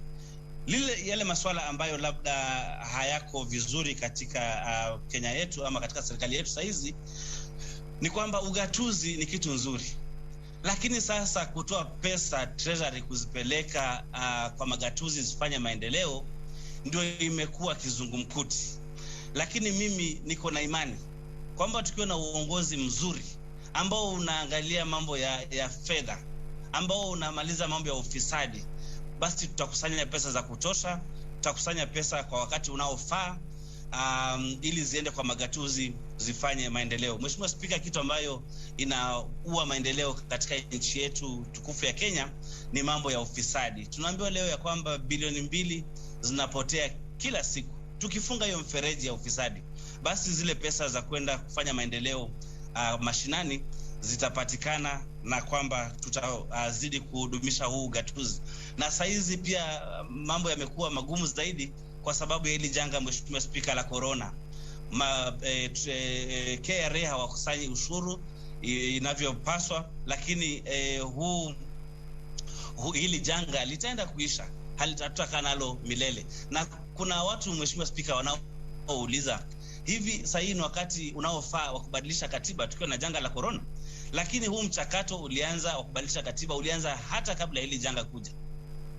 Na je, tukisema kwamba hatutabadilisha katiba saizi na yale mazuri yote yaliyoko katika hii katiba, kwani tuna contract gani na hili janga? Litaisha lini? Hatujui janga la corona litaisha lini. Hatujui kama itakuwa kama mafua ambayo tunaendelea nayo, ama kama kikohozi ambayo tunaendelea nayo ni ugonjwa tunaendelea nao milele na milele. Kwa hivyo mambo ya kusema kwamba tusibadilishe katiba kwa sababu kuna corona si mambo ambayo yana umuhimu wowote, kwa sababu hatujui kama hili janga litaenda mpaka lini. Mambo mengine ambayo ni ya kufisha moyo Kenya ni mambo ambayo ni ya kukopa sana ili kufanya maendeleo. Kabla ya 2012 tulikuwa tunaweza kumudu budget yetu 95%. Kama 2012 budget ya Kenya 95% ilichangiwa na pesa zinazotoka Kenya kwenyewe. Lakini la kufisha moyo, Mheshimiwa Spika, ukiangalia saizi bajeti ni 3.6 trillion, Mheshimiwa Spika, katika nchi ambayo haikusanyi hata zaidi ya trilioni 2. Inakusanya chini ya trilioni 2, kuonyesha ya kwamba huu mwaka wa pesa unaokuja wa 2021 2022 bado tutaingia bonde la kukopa zaidi ya 1.6 trillion. Kwa nini tusiishi within our means, Mheshimiwa Spika? Kwa nini tunaishi na madeni? Sasa tuko na madeni na tunaendelea tena kuingia kwa madeni na tunaendelea kuingia kwa madeni zaidi. Sasa Mheshimiwa Spika, hili jambo ndilo linalofisha moyo, kwa sababu tunaongea mambo ya ugatuzi na ugatuzi ni mzuri, lakini kama pesa yote tutakuwa tunatumia kulipa madeni ambayo tena hayajafanya maendeleo kwa maeneo mengine, yanafanya maendeleo kwa maeneo mengine, lakini maeneo kama Taita Taveta hawapati hiyo miradi. Lakini ikifikia na wakati wa kulipa, tunalipa sote. Kwa hivyo Mheshimiwa Spika, hili mambo la good financial management na debt management strategy lazima tuliangazie, tuache kukopa na tuishi within our means. Mi ndio nasema kwamba tunaweza kusaidia.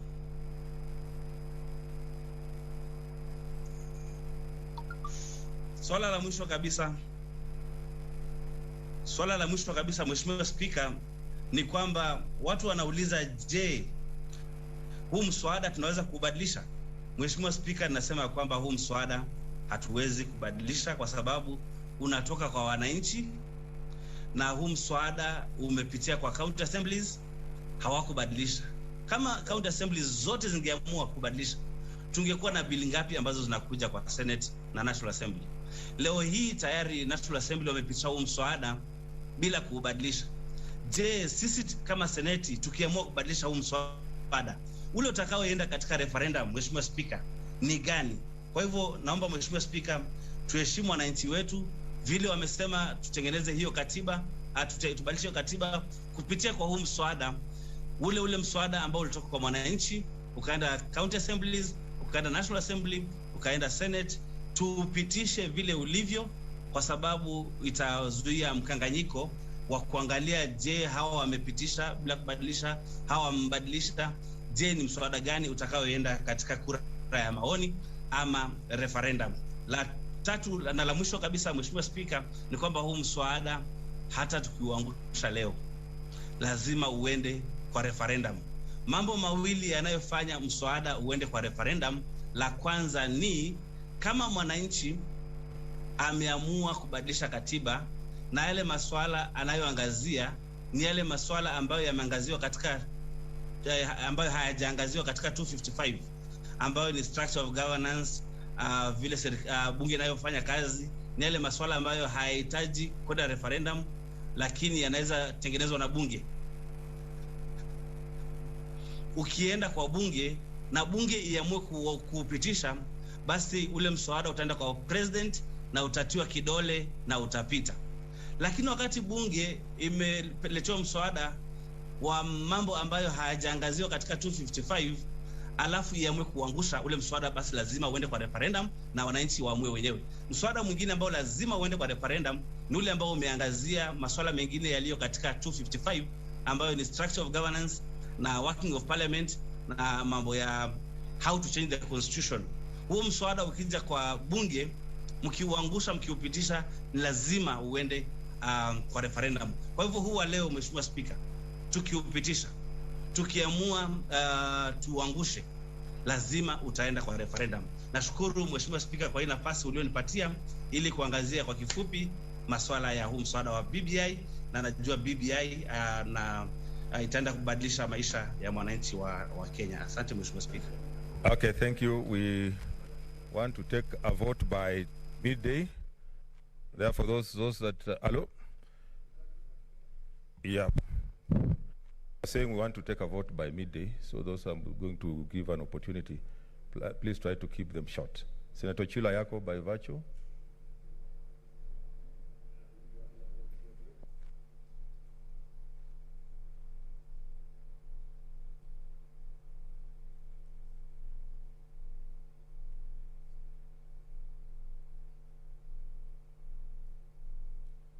Okay, I can't get Senator Chila Yako. Senator Zawad. Mr. Speaker, can you hear me? Okay, I can hear you now. Now, Mr. Speaker, thank you for the opportunity to address Parliament from where I am. First, I want to start by saying that I am fully in this amendment of the constitutional amendment.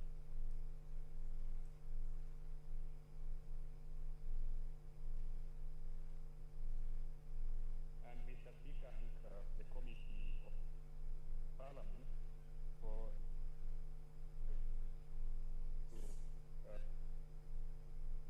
the work content of the bill.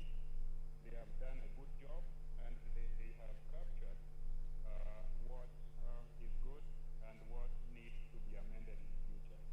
Now, Mr. Speaker, I want to state that I hope in my lifetime all the corrections in flagged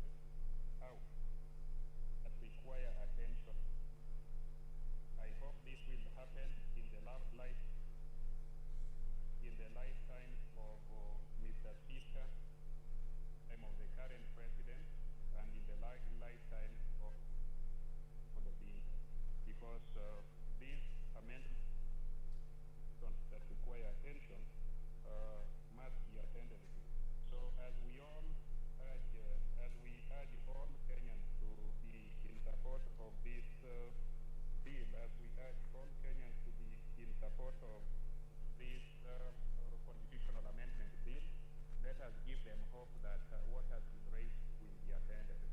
Of concern to the county that I represent, which is Migori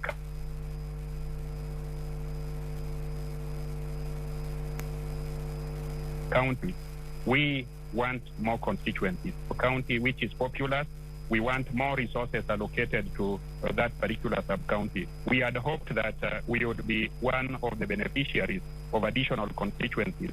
We want more constituencies to be allocated to Kuria, one additional sub-county to be carved out of Kuria West sub-county. Unfortunately, that has not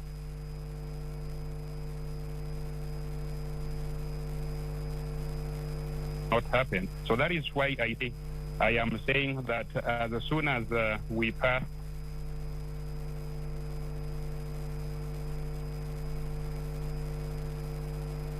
the constitutional amendment bill, those have benefited constituencies should not adopt the selfish approach and say that the rest of Kenyans should be ignored, should be left behind, and should not benefit from additional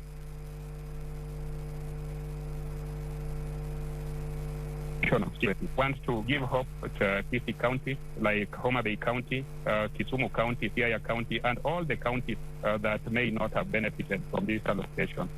Where I come from, we listen to the elderly and wise, and in one of the advice that has been offered to us by the elderly,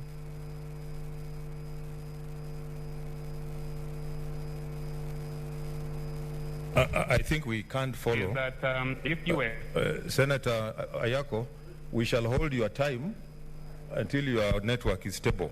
So let's get somebody, because we can't hardly follow what you're saying. Okay, we shall hold your time. In the meantime, let me get Senator Ndwiga. Senator Ndwiga.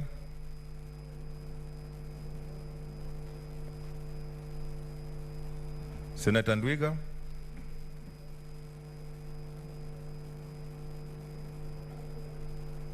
Hello? Yes, Senator Ndwiga. Yes, Mr. Speaker. Can you hear me? Yeah, we can hear you. We need to see you now. Yes, thank you. Now, Mr. Speaker,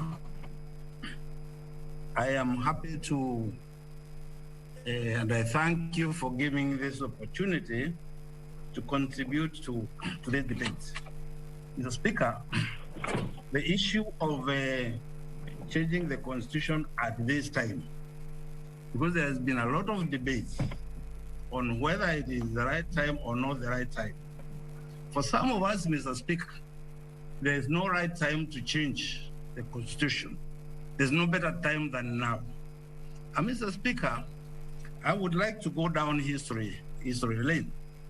In the days when we were in opposition, some of us will remember that my county called them for 10 years, we received from government 15 million shillings only for development for 10 years. Mr. Speaker, those are some things we cannot forget. And remembering that, 2003 is when we got respite, when CDF was introduced. At least we saw some kind of development, some kind of development through CDF. And Mr. Speaker, and therefore, Embus and my people voted overwhelmingly for the last for the constitution we have currently, just because they were remembering how they suffered in the earlier days and the usefulness of devolution. Without devolution, Mr. Speaker, there is no way that funding and the development will reach the grassroots. It is not possible. Mr. Speaker, this bill proposes to give or to devolve funds all the way to the wards. This is this is a great step for this country. This is a step, Mr. Speaker, where ordinary folks, ordinary Kenyans at the ward level will decide on their development priorities, and they know the amount of money that will get to the wards for development. Mr. Speaker, you cannot build a house from the top. We have got to build, we got to develop from grassroots.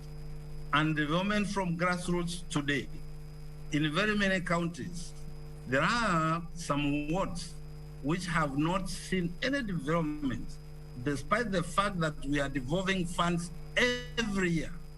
Because perhaps sometimes the governor may not like the ward rep, the MCA of that ward, and it is Kenyans who end up suffering. In some cases, Mr. Speaker, the governor may be unhappy with people of a certain region and says, this place, I'm not going to send funds to these regions. Mr. Speaker, with this constitution, if this bill passes, we are going to have equitable distribution of funds for development in all our wards, and therefore the Kenyans will benefit in that respect. Mr. Speaker, the issue of the new constituencies. In Embu, Mr. Speaker, I know we are benefiting one constituency. What that means is that we are going to get an additional 100 million shillings plus every year for development, additional, on top of the CDF, on top of what we are devolving to the counties currently. Now, but the most important thing, Mr. Speaker, in that respect, is that for a very, very long time in our parliament,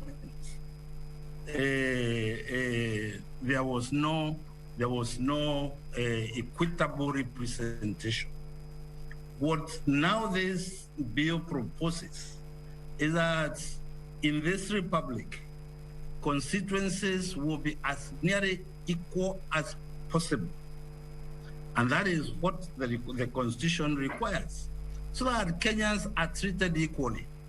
A vote from any member of parliament is equal. All votes are equal in parliament. Mr. Speaker, it is so unequitable today when you call for a vote and the vote from a senator from a county which is populous is equal to a senator who represents 100,000 people. Mr. Speaker, that is not fair at all. It's so unfair. In fact, Mr. Speaker, this bill proposes, this bill proposes is what Kenyans would want and is what Kenyans have fought for. Indeed, Mr. Speaker, is what the struggle for independence was all about. Mr. Speaker,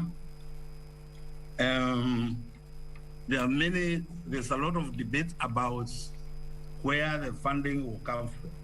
There are people who say that the 5%, now what we've got now does not get the constituencies. What I know, Mr. Speaker, is that there is no county that is owed money by government. By the end of June, all counties will have received all the funding that we as Senate allocated to counties. What I do know is that there's a lot of money that remains in Nairobi. And I'll give you an example. As you know, I am the chairman of the Agriculture Committee. And I know, Mr. Speaker, agriculture is a devolved function. There are so many functions which the ministry is pretending to perform at the ministry level functions which ought to be done by the counties. Mr. Speaker, the Maputo declarations didn't decree that agriculture should be funded, at 10% of the budget. But when you talk to counties, my committee had a meeting with all the governors on agricultural issues. And the governors didn't tell us that the issues that they have no problem allocating 10% of their resources to agriculture, but the funds were not enough then. So with the 35% increment, that those funds are going to be available. And I do know, Mr. Speaker, that at the Ministry of Agriculture today, there is so much money that remains there. I want to congratulate the Minister for Agriculture, Mr. Munya, because he has tried his best to distribute some of that money, particularly in coffee growing areas, issues of modernizing coffee factories, and so forth and so on. But that's the work of counties. Those, that funding ought to be with the counties so that the counties can do that job. The money should not be at the headquarters at all. Crop development is also at the ministry. Mr. Speaker, that now is not proper, because agriculture being a devolved function, such finances ought to be with the counties, so that the counties now can improve on extension services. This country is lagging behind in agriculture because we at one point we lost one critical function of agriculture, and that's extension. Extension services are no longer in existence anywhere in this republic. And without extension services, we cannot pretend to be an agricultural country. We really can't, because you may have CARI who will develop new crops and who will develop new varieties, but who is going to show farmers and teach farmers how to propagate the same crops? Mr. Speaker, we want counties to get additional funding so that then we can sit on them to establish proper extension services. Mr. Speaker, where I come from in Embu, again, when I was growing up, we used to see khaki-clad agricultural extension officers every week come to inspect what we were doing. Make sure that you applied your fertilizer in the correct fashion, make sure that you have used the best pesticides. And if you look at the graphs, Mr. Speaker, it's at that time when this country was at the peak of production, at a time when we did not even have a lot of land under coffee cultivation. We were able at that time to produce in excess of 140,000 metric tons of coffee every year. Today, Mr. Speaker, we are 100 doing 32,000 metric tons with all the expansion of coffee everywhere. Why, Mr. Speaker? Because very many farmers have left coffee farming. They have abandoned coffee farming. And in very many places today, you will find coffee bushes on farms, which will produce literally nothing. So, Mr. Speaker, we are advocating for the 35% increment to counties, so that then now we can have counties engage in extension services. I thank you, Mr. Speaker, and because I know time is limited and if other people would want to contribute to this bill, I will support this bill, and I urge members to support this bill. Once again, reminding them that in the days, members of parliament sometimes forget. We think what happened yesterday cannot happen tomorrow. In the days when we were in opposition, Mr. Speaker, we, and I said at the beginning, that my county received less than 15 million shillings for development in 10 years. Mr. Speaker, that is why I am solidly voting for this bill and reminding members of our members that those years, and we are again going to a system where you have ministers answering questions in Parliament. Can you imagine that you want something done by the government and the minister tells you, yes, we will do it when funds become available? Mr. Speaker, you are left at whose mercy? Right now, we know the funding that will come to the counties, and we will follow that with our counties to make sure that a proper utilization of those funds is done. I thank you, Mr. Speaker. Senator Zawadi.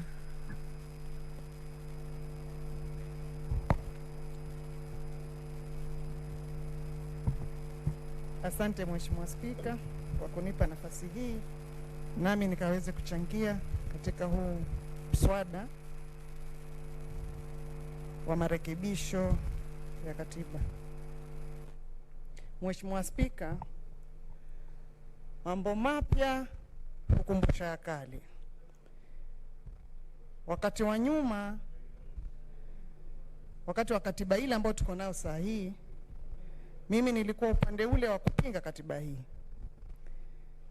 Na nilikuwa na sababu zangu wakati huo. Lakini Mungu si athmani. Katiba ilipita. Na baada ya kupita, nimeona kumbe ningekosa mambo mengi mazuri. Kwanza, Mheshimiwa Spika, mimi niliyepinga, ndiye kwa mstari wa kwanza kupinga katiba ile, nilikuwa vile vile mstari wa kwanza kuwa katika wale waliobahatika kuwa wajumbe wa county assemblies. Na nikiwa mjumbe wa county assembly, nilibahatika kutembelea, hasa nilikuwa mwenyekiti wa kamati ya afya, na nilibahatika kutembelea hospitali zote za Kilifi. Na katika utembezi wetu niliona vile hospitali zilivyokuwa vibaya. Lakini baada ya pesa zile kuteremshwa chini mashinani, nimeona zile hospitali zimetengenezwa. Isipokuwa tu kwa sababu pesa ni kidogo, tunakosa madawa na pia tunakosa wauguzi. Na ndio maana nakubali katiba ya sasa nikisema endapo itarekebishwa na ipitishwe, basi naamini wauguzi wataandikwa na pia vile vile madawa yatapatikana hospitali. Manake hilo ndio tatizo kubwa ambalo liko kule chini mashinani. Na pia vile vile Mheshimiwa Spika, nilikuwa kwenye komiti ya elimu. Na niligundua kwamba kuna watoto wengi ambao walikuwa hawaendi shule wakiwa wadogo, mpaka labda wafikie miaka 10 na zaidi ndio waweze kufikia shule ambazo zilikuwa wangeweza kufikia, kwa sababu shule zilikuwa kwa umbali mkubwa sana, zilikuwa chache. Kwa hivyo watoto wa chekechea ilibidi kwanza wakae mpaka wawe wana umri mkubwa ili waweze kutembea either kilomita 10 ama 10 na zaidi ndio wapate shule karibu. Lakini baada ya kupitisha ile katiba, shule za chekechea zimejengwa na kufikia sasa shule ziko nyingi mashinani, isipokuwa tu kwa sababu ya uhaba wa pesa zile shule zinakosa walimu. Hivyo naunga mkono tena katiba hii ya sasa ya mapendekezo kwamba endapo itapita, basi zile pesa zinapofika mashinani, naamini walimu wengi wataandikwa wa chekechea. Vile vile Mheshimiwa Spika, nakubaliana na wenzangu wengi waliosema kwamba kwa nini katiba ya jasa hii isingekuwa yaja pale mwanzoni. Lakini pia nakosoa, niliwasikiza na pia nakosoa na kusema hivi kwamba hapa bungeni, manake wengi walipozungumza walisema kuna mambo ambayo yangeletwa bunge kama vile mambo ya corona na mengineyo. Lakini sikumbuki siku hata moja kukiletwa mswada hapa wa kuhusu corona na ukakosa kujadiliwa kisa na sababu kuna BBI itakuja ama kuna mswada wa mapendekezo. Sikumbuki kitu kama hicho. Hakuna alileta mswada wake kwa kosa kujadiliwa kisa na sababu kuna katiba ama kuna mapendekezo ya katiba yanakuja. Hakuna. Kwa hivyo hapa nakosoa. Na pia vile vile nataka niunge mkono kwamba wanawake, Mheshimiwa Spika, wanawajibika kiasi fulani. Kwa mfano, hii katiba imesema kwamba kutakuwa na mwanamke seneta. Kwa hivyo watakuwa wanawake 47. Tukiongezeka na wale wanaume 47 labda kama watakuwepo na katiba kama itapitishwa. Na mimi nakubaliana na wenzangu kwamba ni kweli kwanza mwanamke ni anawajibika. Labda fanya mahesabu yako ya haraka, angalia bunge hili hapa ndani wambaki wanawake wangapi na wanaume ni wangapi. Alafu fanya hesabu yako, wanaume huwa ni wangapi kwa bunge hili na wanawake huwa ni wangapi, alafu fanya mahesabu yako, utakuta mwanamke anawajibika. Ndio maana wengi wako hapa ndani wakisikiza ile mswada vile unavyoendelea. Hivyo basi nakubali mwanamke mmoja awe katika Senate. Na pia vile vile ningetamani sana kama angebakia kule kwa National Assembly pia kuwe na mwanamke, kwa sababu pia kuna changizo kubwa sana ambazo mwanamke angefanya kule wakati akiwa kule. Kwa hivyo ningekubaliana sana kama mwanamke angekuwa National Assembly, na pia vile vile tuwe na mwingine katika Senate. Na pia vile vile Mheshimiwa Spika, nataka nishukuru pia katiba ile ambayo tuko nayo, kwa sababu nikiwa vile vile County Assembly, kwa sababu nikiwa Senate sina uwezo wa kutembea kaunti nzima, lakini nikiwa County Assembly niliweza kutembea. Niliona waheshimiwa wengi walikuwa wanatengeneza miradi yao, na kuna waheshimiwa wengi kule kwetu sisi hatukuwa tunajua majosho ya ng'ombe. Josho la ng'ombe labda niseme ni kettle dip. Sahi kuna majosho mengi sana ya ng'ombe yamejengwa. Kwa hivyo ng'ombe zetu zinaweza, wale ambao hawana uwezo wa kuogesha ng'ombe zao kwa pamadawa, sahi wanaenda katika majosho yale na kuosha zile ng'ombe zao. Hivyo Mheshimiwa Spika, ninaamini endapo pesa zitaongezeka katika magatuzi, naamini kuna maendeleo mengi ambayo yatapatikana ambayo hapo nyumaye yalikuwa hayapatikani kwa sababu ya uhaba wa pesa. Nataka nikubaliane na kwamba endapo MCA atakuwa anapata zile pesa za maendeleo anazopewa, kwa sababu sahi ni kama ambaye ni governor apende ndio awape, asipopenda governor basi hakuna pesa wanazopata. Lakini endapo hii katiba itapita, County Assembly atakuwa member of County Assembly atakuwa kona pesa yake ambayo anaweza fanya miradi kulingana na ile wodi yake anayotoka, ni kitu gani kina upungufu na ni vipi atafanya katika maendeleo yake, na hakuna ambaye atakuwa anaweza kumuingilia. Na pia vile vile nataka nishukuru tena niseme angalau na sisi watu wa Kilifi tumeweza kupata barabara 2-3 angalau. Na sisi pia tunajiita wa Kenya, manake pale nyuma yetu tulikuwa tukisema pwani si Kenya, manake mengi ilikuwa hatuyapati. Lakini angalau kuna kidogo tuweza hesabu kama vile barabara. Si nyingi lakini zipo, na si kama vile ilivyokuwa mwanzoni, ilikuwa hatuna kabisa. Lakini pia nakubaliana na kwamba endapo kama pesa zitakuwa ziko mashinani, hatutakuwa mpaka National Assembly ama National Executive ipende kwa hiari yao ndio tutengenezee, bali tutakuwa tuna uwezo huo kama county wa kutengeneza kama ni barabara na vitu vingine vingi ambavyo vingekuwa havinakosekana. Hatutakuwa tena ati barabara kama ni mara mpaka huku executive watake ndio ifanyike, lakini itakuwa inafanyika. Na vile Mheshimiwa Spika, nimtaka kuzungumzia kuhusu mapendekezo ya hii BBI, ambapo inasema kwamba ikiwa itapita basi huenda wale wabunge ambao watabahatika kuchaguliwa tutapata mawaziri wetu kutokana na wale wabunge. Na mimi nataka niunge mkono sana hapo, kwa sababu ni mara ngapi tuliikita waziri wa kilimo, hasa wakati ule walikuwa wanaitwa nzige wale. Tulisumbuka sana kuita waziri wa kilimo na ilikuwa ni vigumu sana kupatikana. Na vile vile nakumbuka waziri wa barabara tumemuita mara nyingi, lakini inakuwa shida kupatikana. Kwa nini? Na hapo ndio maana naunga mkono tena katiba hii ya mapendekezo. Endapo itapita, basi mawaziri kama watatoka hapa, haina haja ya kwamba tukawafuate mbali. Tukimtaka tuwampata hapa, manake ni mmoja wetu, tuko naye, twala naye.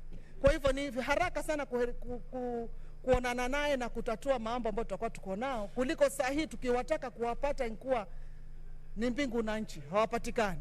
Tuwatafuta mpaka uchoke, mpaka mtu inakuwa awe samodi ndio aweze kupatikana.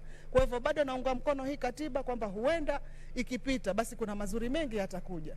Na pia vile vile nataka niunge mkono niseme, sijui kama blue economy inasemaje, manake sikuisoma vizuri ama sijepata nafasi ya kuisoma vizuri. Lakini najua iko, lakini kama imesemwa vipi hapo siwezi jua, lakini nataka tu ijulikane kwamba bahari ndio uti mgongo wetu sisi wa pwani. Tunaitegemea kwa kila kitu. Ndio shamba yetu kubwa ya kahawa, na labda ndio shamba yetu kubwa ya majani chai, na pia labda ndio mashamba yetu kubwa ya sukari. Kwa hivyo hiyo naamini, nataka niamini kwamba imeangaliwa vizuri na kwamba mwananchi wa Pwani naye hatajiona ameachwa upande wa kiuchumi, bali amekumbukwa vile vile. Na nataka niseme Mheshimiwa Spika, kwa ule muda mchache ambao niko nao, wakati tunapoanza safari kama tuenda mahali na chombo, ala tuko karibu kupanda gari tuenda safari zetu, huwa twasema ewe Mwenyezi Mungu tujalie tufike salama, maanake vyombo tunavyosafiria vimetengenezwa na mwanadamu. Nasema hivyo kwa nini?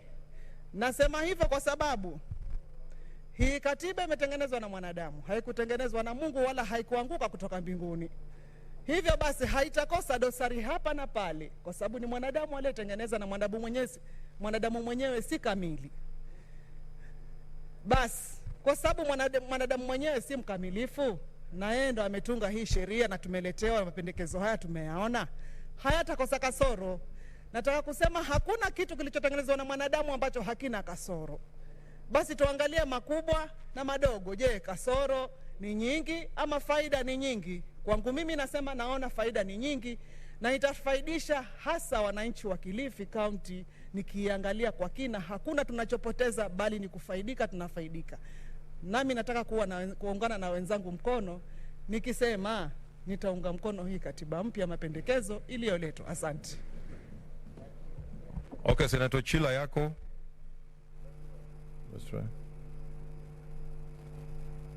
Apologetic to those who are following my debate and could not do so because of the poor connection. Now, Mr. Speaker, I was saying that for avoidance of doubt, I'm fully in support of the constitutional amendment bill. I support it with all my heart and all my belief. And I indicated that there are few things that were not included that my people who sent me to this house would have preferred, and my people are the people of Migori County.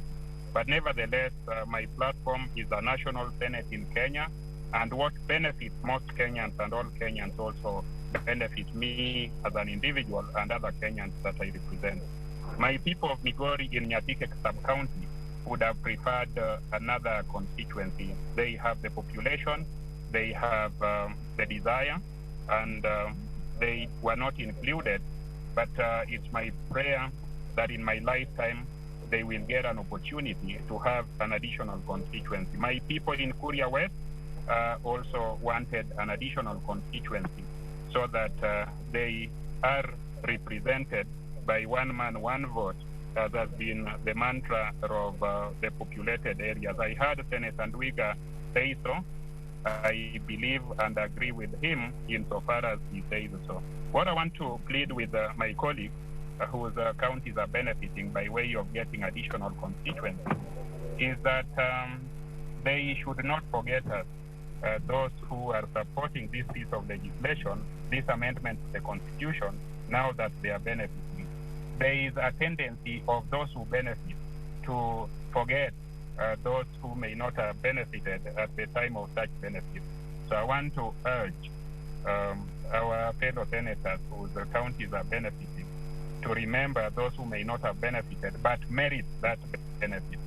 Where I come from, Mr. Speaker, the wise and the old have always told us that if you want children, if you are a man and if you are a woman and you want children, you marry. If you are a woman, you get married to a man, and if you are a man, you get married to a woman.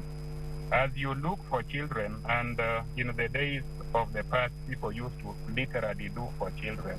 Those who had a difficulty in getting them would go to spiritual leaders to do so. Some would go to certain lengths that there isn't enough time to describe. But we were advised that when you see a pregnant woman and your wife is not pregnant, do not do anything harmful to that pregnant woman, because if you do so, even when the turn of your wife to get pregnant and deliver arises or arrives, some other people of evil intention will do likewise to you. So I want to support those counties that are benefiting, hoping that when the turn of Migori County and the turn of other counties arrive, they will not kick the stomach or the tummy or the wombs of our wives, so that at that time our expectation is aborted or abort. So, Mr. Speaker, I want to tell them that we are people of goodwill, we are people of love and people of patriotism. And I suppose and hope that the same patriotism and goodwill will be extended to us, and not in the future when we'll not be alive, but in the near future when we come to look at the totality of equality of representation. Now, Mr. Speaker, you know that certain functions are devolved, health is devolved, agriculture is devolved, and other activities than Mr. Speaker, Senator Nduiga, myself, Senator Kaniri, and other senators, including Senator Orengo, Senator and other senators, had the privilege of representing our constituencies when there was no allocation of any kind to those constituencies. We came to Parliament when our allocation to Parliament was zero, and there was no development at that time in our constituency. We were told that Yatambaya ni maisha mbaya, so if people voted for you in opposition, you would not get development. Now, Mr. Speaker, we had to carry out development which were public. We had to build secondary, primary schools and dispensaries using our resources, when our personal resources, when our salaries were at that time 23,000 shillings only. Mr. Speaker, we came together and amended the Constitution, introduced Parliamentary Service Commission. We came together and amended the law and introduced, against the will of the executive, CDF, which is Constituency Development Fund. That was the first step towards evolution. And Mr. Speaker, we have since then had tremendous meteoric development in various parts of this country. Many of us may not have been there in Parliament or in Senate, but if you go to the countryside, you will find that we have various schools, standard and good-looking schools for our people to go to school to. Now that there is money being allocated, more money being allocated mashinani to constituencies, to wards and to counties, we who participated in the first step towards devolving resources are happy about. This makes me very happy that more money will be allocated to counties, more money will be allocated to wards, and that will make democracy meaningful to people. The people who are represented at wards, the people who are represented in counties and constituencies, what they vote for is tafadhali enda kwa bunge upigiwe kura na ulete maendeleo. What maendeleo is all about is resources. So this amendment is giving meaning, giving life to the wishes of the public of voting for people to bring development. Development is resources, and this constitution is progressive. This constitution has very many benefits that our people would love. The devolved functions like agriculture.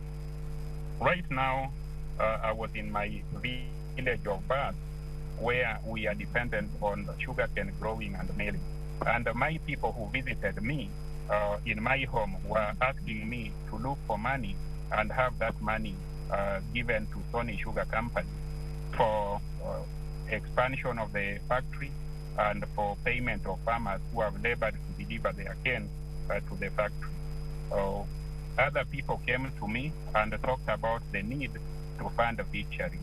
All of this will and cannot happen if more resources are not devolved to counties. Yes, there are resources, but they are stuck with the national government. I heard my brother Njeru Ndwiga praise Munya, the CS for Agriculture, for doing something good to coffee, to tea, and other places. We in other parts of the world or other parts of the nation do not want to be at the mercy or at the discretion of a CS. We want to get our devolved money for agriculture by right. We want to determine which agricultural or fishing activity we deploy it to. We have tobacco in Migori, in Uriri sub-county, we have it in Nyatike, we have it in Kuria East and Kuria West in abundance. But we are at the mercy or discretion of the minister. So when money is increased to 35%, if it is taken or eked out of what is left at the national stage, then we will use it at our discretion. We do not want to be at the discretion of somebody who is not living in our village. I am sure the Meru people, the Tarakaniti people, and all people in central Kenya would love that money to be allocated to them, so they use it at their discretion and in line with their preferences.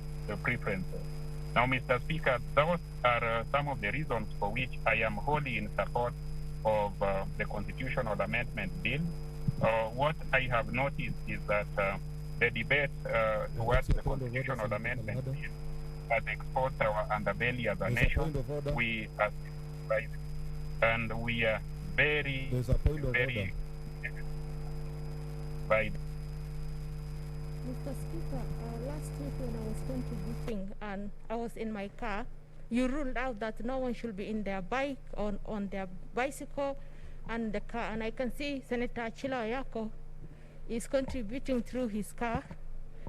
And I don't get it. Is that? Okay, Achila Oyako, if you are in a car, I rule you out of order, because that's the direction I gave last week. So you are out of order.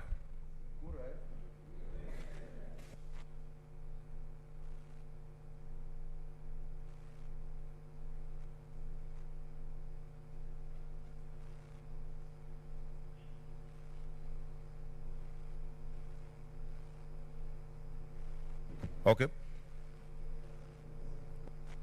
As a point of order.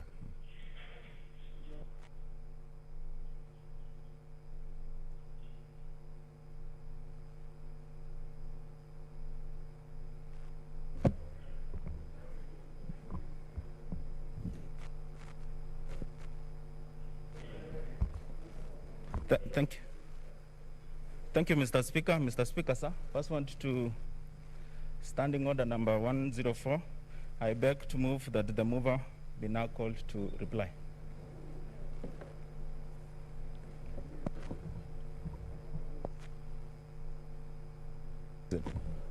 Okay, honorable senators, I now put the question, which is that the mover be called upon to reply. As a manner of that opinion, say aye. Aye. As a manner of a counter of you, say nay. The ayes have it.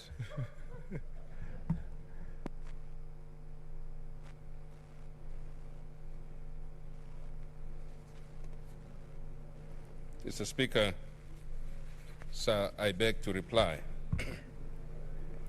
The Speaker, in replying, I need to recognize all the members, and I mean all, Mr. Speaker, because I know that this is one bill where the contributions have been very emotive, contributions have been exhaustive in terms of the time given to people, Mr. Speaker. Each one spoke for 20 minutes or more, and almost the whole House has spoken.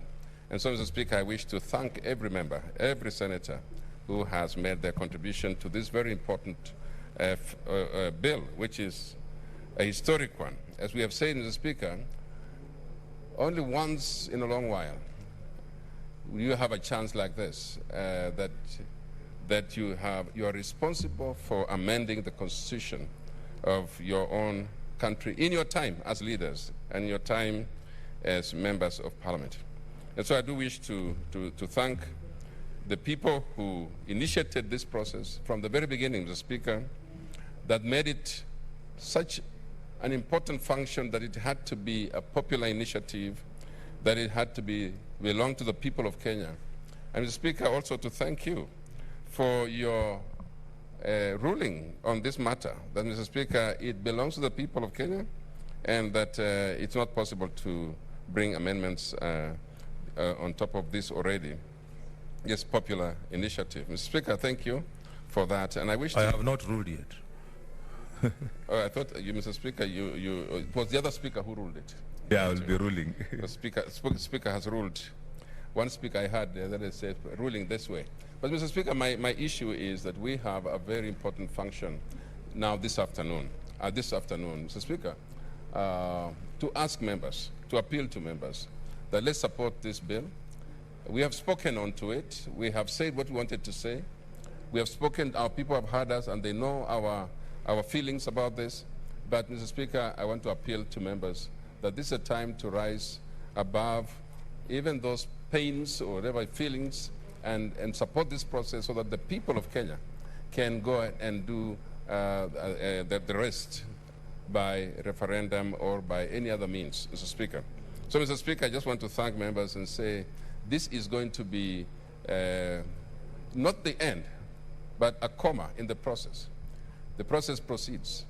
The process is going back to the people after the IEBC and the president, and then the IEBC, and then the people, Mr. Speaker. That includes all of us again, because we represent them. So I want to wish everybody I wish everybody should just support it today. Let's have a good voting. Let's support this process and let it move forward. I want to thank you, all of you who made contributions from both sides of the House. I do believe that this is a worthy cause for us to be on the record that we were here when this amendment was done. It's called the BBI. It is building bridges, and that moves us to completely live within that call. Let's live within that call that it is building bridges. And Speaker, let's use this time to build bridges in Kenya. Let's make sure that people have a shared prosperity, a shared future. Let's make sure, Mr. Speaker, that we support. And I do plead to all members to support. And with those few remarks, Mr. Speaker, I do reply. Thank you. Okay, order, senators.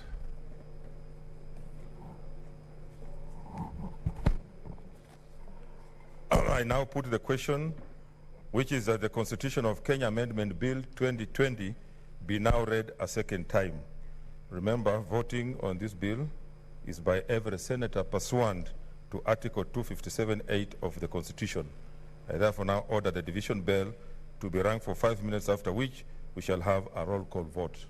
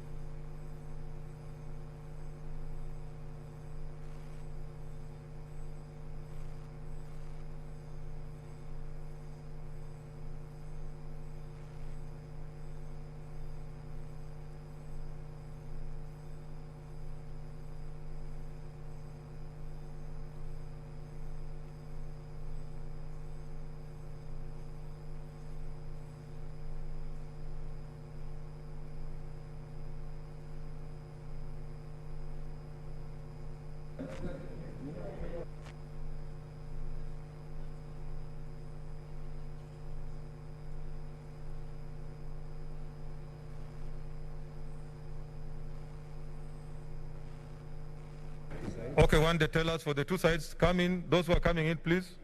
We want to start the voting. Let's have the tellers.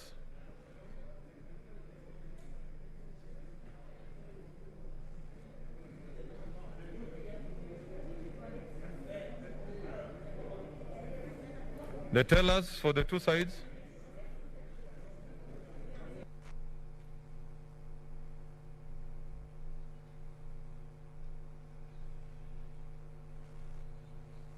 Okay, okay.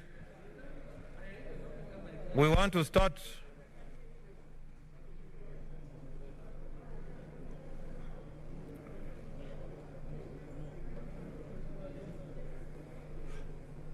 We want to start. Who are the tellers? Cherarge is for the no. Okay, who is for the yes?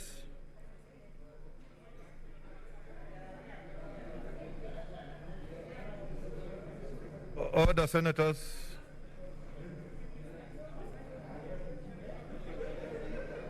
Order, senators. We want to start. Okay. Yes is who? Shiyonga. No is Cherarge. Okay. We are starting.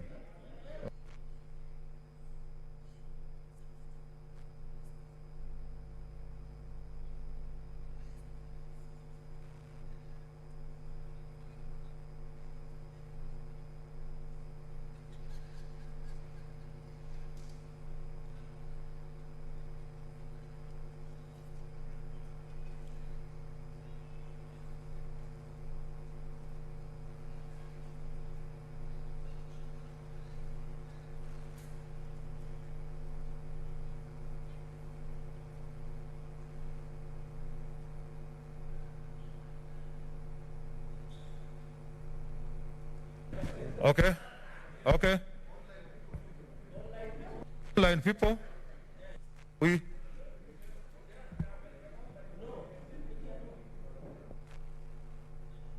order, take your seats. Senators, take your seats. Take your seats. Leader of minority.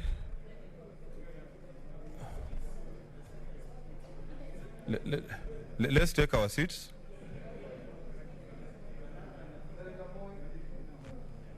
Let's take our seats.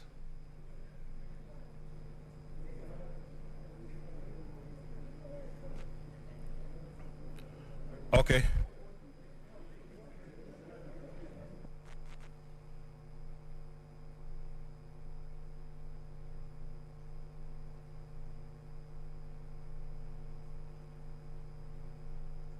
Okay, let's proceed.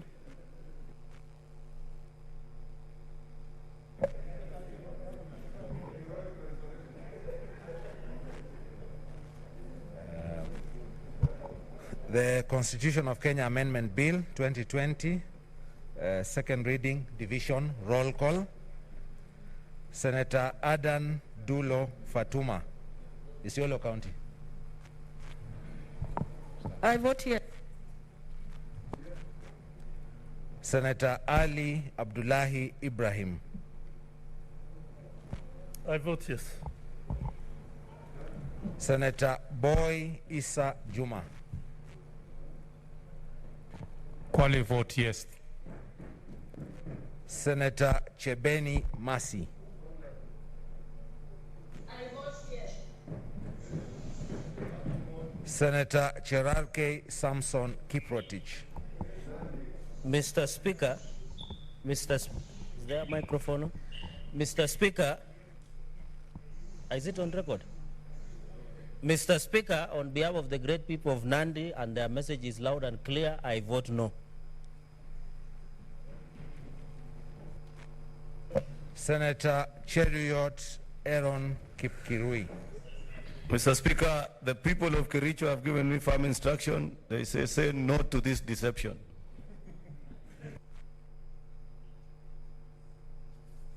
Senator Gona Christine Zawadi. I vote yes. Senator Haji Abdikadir Mohammed.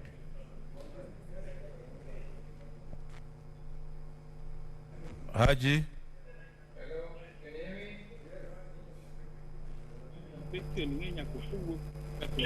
Vote. Vote, yes or no? I vote yes, Mr. Speaker. Okay. Senator Haji Farhia Ali. Mr. Speaker, I vote yes. Senator Halake Abshiro Soka. Mr. Speaker, I vote yes. Senator Hagura Godana. Mr. Speaker, I vote yes. Senator Iman Falhada Deko. Mr. Speaker, on behalf of my county, I vote a big fat no.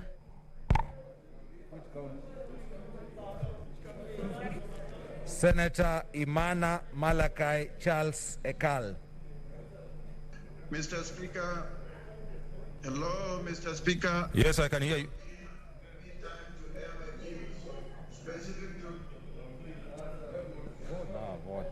Vote. Senator Inima Gertrude Musuruve. Honorable Speaker, on behalf of PWDs, I vote yes. Senator Kajwang Moses Otieno. Mine is so obvious. On behalf of Homa Bay County, I vote yes. Senator Kamar Margaret Jepkoech. Use this other one. Mr. Speaker, I vote yes. Senator Kangata Irongo.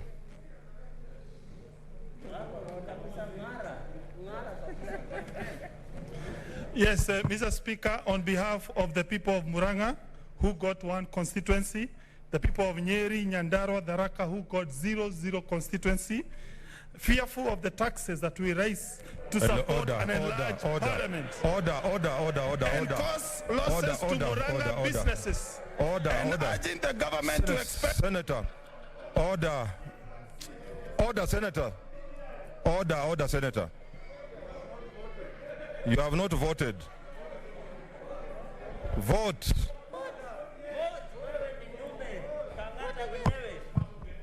Fearful of... Order, Senator. Order, Senator. Order, Senator. Order.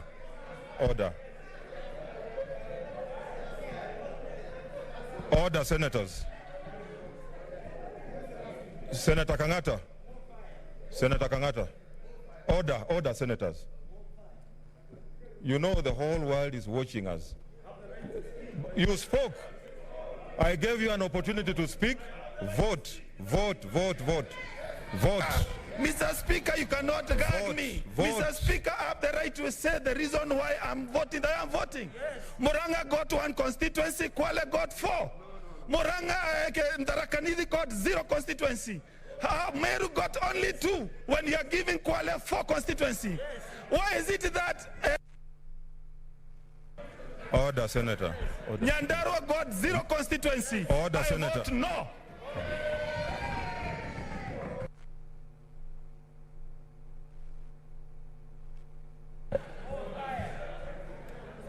Senator Kasanga Sylvia Mweni.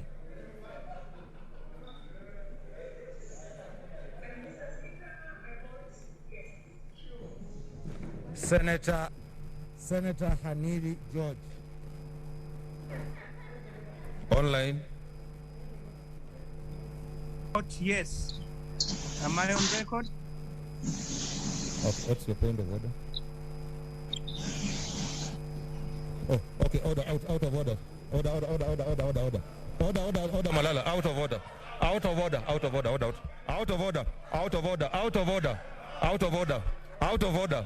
Okay. Next. Okay. Senator Okay, order. Senator Kibiru Charles Rubenson.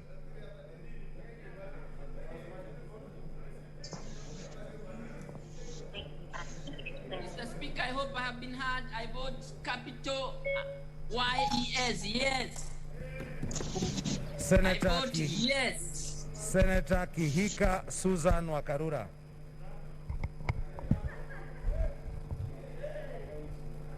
Mr. Speaker, on behalf of the people of Nakuru County, and cognizant of how badly the economy of Kenya is doing at the moment, knowing that they would really, they have been sold a lie, and knowing that they elected me to stand for the truth and tell them the truth. A country that is paying debts in excess of 1 trillion. Order, Senator Susan. Susan, order. Order, Senator. Order, senators. Order, senators. Please, order, senators. Order, just a minute, Senator Kangata. I did afford all senators indeed an opportunity to express themselves. You have done so very well. You are on record on what you have said. This is an hour for us to vote. Please, let us just respect that and take our vote. Okay. I am about to vote, Your Speaker, and in my voting, I need to make just a few remarks. Not remarks, really, just say something. So despite the fact that my people have been sold a lie, I owe them the truth.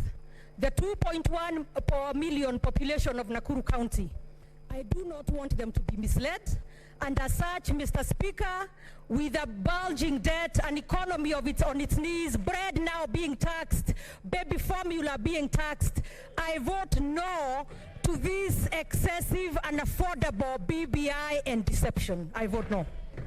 Okay, order. I know you are trying to take me in a certain direction. I will not go there.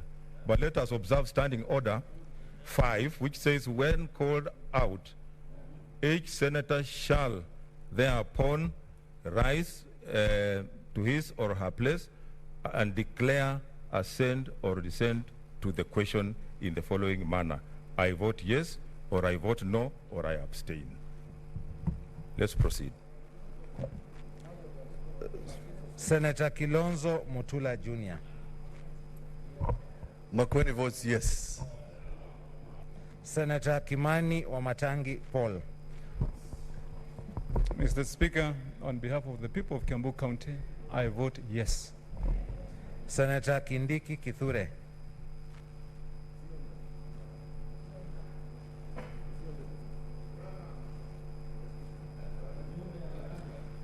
Senator Kindiki Kithure.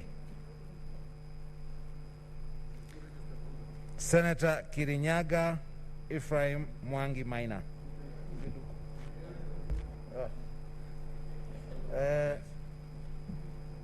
On behalf of my people of Nyeri County, I vote yes. Senator Langat Christopher Andrew. Where? Mutula, what is this? We've been heard, please. Order, Senator Maina.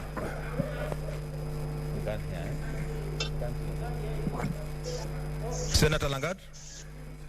On behalf of the great people of Bomet County, I vote no to this particular massive instrument of impunity.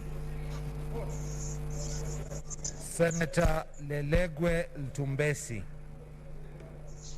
Honorable Speaker, on behalf of the great people of Samburu County, who will lose 1.3 billion once this is passed, I vote no.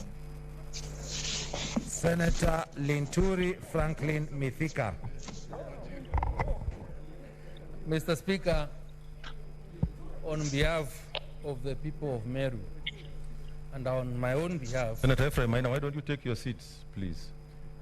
and recognizing, Mr. Speaker, the impunity that is likely to be extended by passage of this bill, including the threat of being arraigned to court tomorrow for the position I've taken on this bill and being bonded to appear before a chief magistrate tomorrow, And to maintain my integrity and my position on behalf of the Meru, I vote no.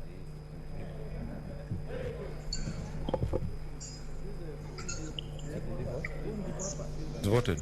He has voted. Next. Senator Loitiptip Anwar.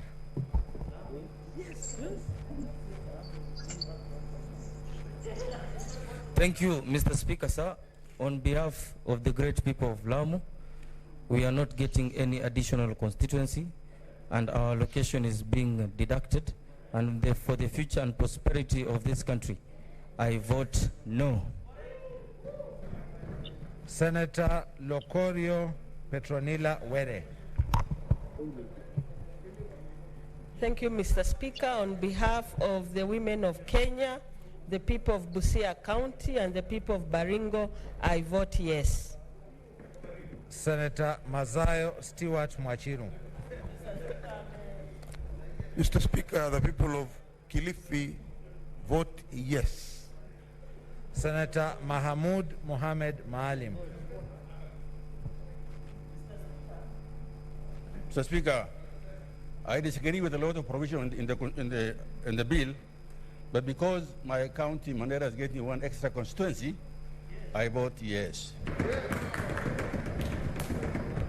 Senator Makori Beatrice Kwamboka. Mr. Speaker, I, Beatrice Kwamboka, for the sake of the Nairobians and the proud woman, I vote yes. Senator Malala Cleophas Wahungu.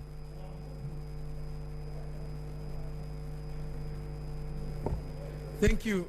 On behalf of the people of Kakamega and on behalf of the ANC party, and with the belief that this document is going to enhance equal opportunities among all communities in Kenya, I vote yes.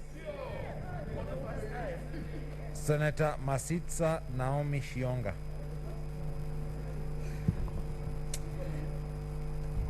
Mr. Speaker, sir, on behalf of women of Kenya and the leadership that this document has shown, I vote a big yes.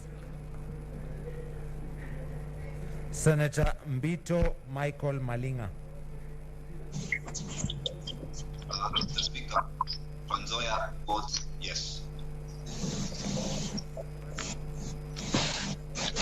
Senator Ugogo George Ochilo Ayako.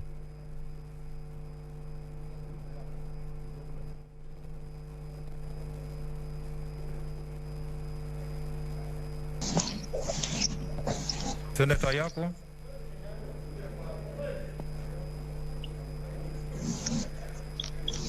Senator Ayako, vote.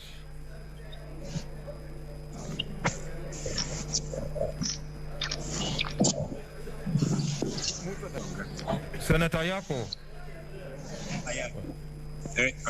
Hello, Mr. Speaker, can you hear? Yeah, we can hear you.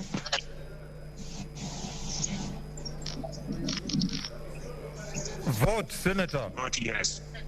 Yes, sir.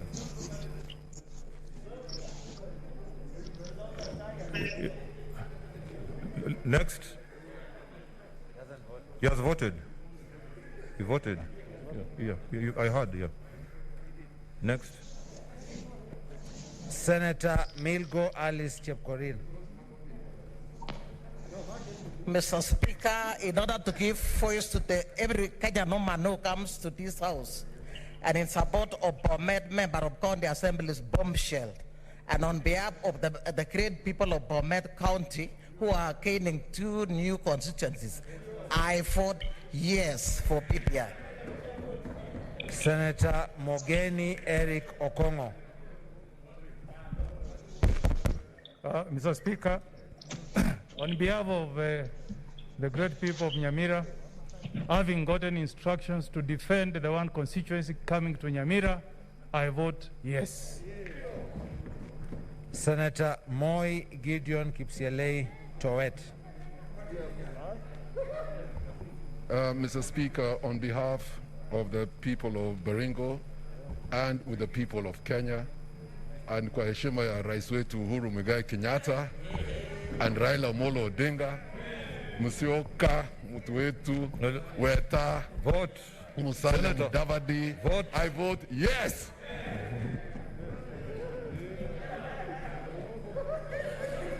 Senator Mpayei Philip Salau.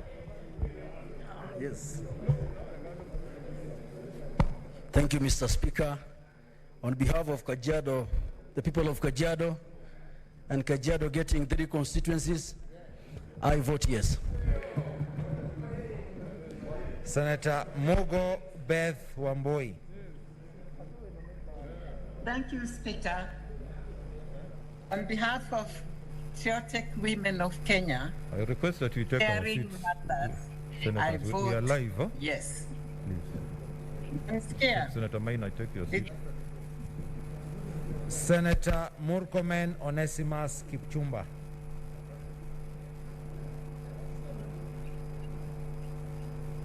Pacho here. Mr. Speaker. Vote, Senator. Yeah, Mr. Speaker, on behalf of the people of Elgeyo Marakwet County and Baringo County, Mr. Speaker, and on behalf of all Kenyans whom, Mr. Speaker, believe in independence of judiciary and in defense of the Constitution of Kenya 2010, Mr. Speaker, and as I said on behalf of Baringo that was not represented on the floor, I vote no.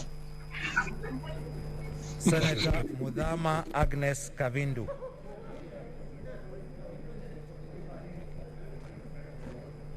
Mr. Speaker, on behalf of the people of Machakos and the people of Kenya, I vote yes to this bill. Senator Mwangi Paul Githiomi.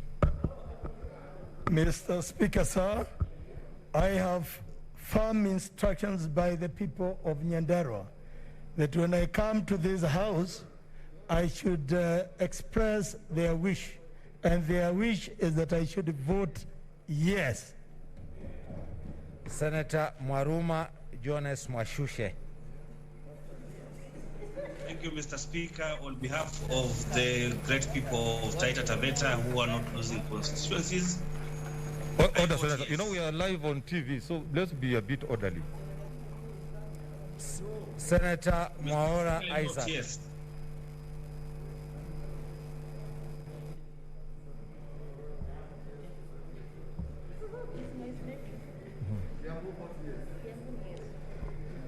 To ensure that the people of Ruiru have enough representation and enough resources to the county of Kiambu, I vote yes. Senator Mwenyehaji Mohamed Faki. Mr. Speaker, sir, on behalf of the people of Mombasa and Kenyans in general, I vote yes. Senator Ndelito John Kenywa.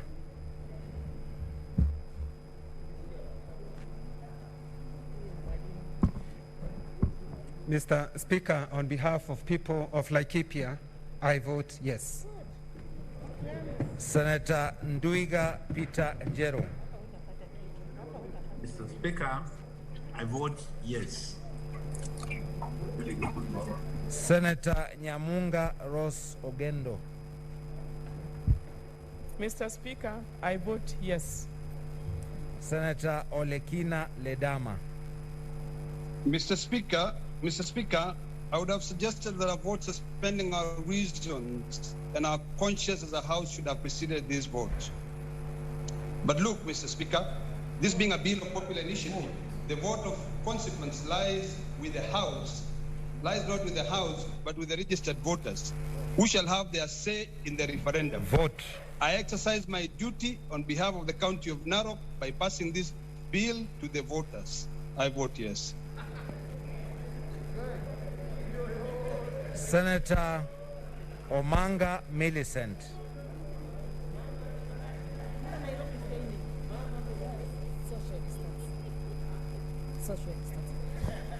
On behalf of the sufferers, the hustlers, the marginalized, the people of Northeastern who lose when we use the per capita, on behalf of the taxpayers of Kenya, Mama Mboga, Boda Boda, Wheelbarrow, on behalf of all those hustlers, I vote no. Senator Ongeri Samson Kegengo. On behalf of the KBC County and in the farm, believe that the requests are made for Bobasi constituency to be given an additional constituency, I vote yes. Senator Orengo James.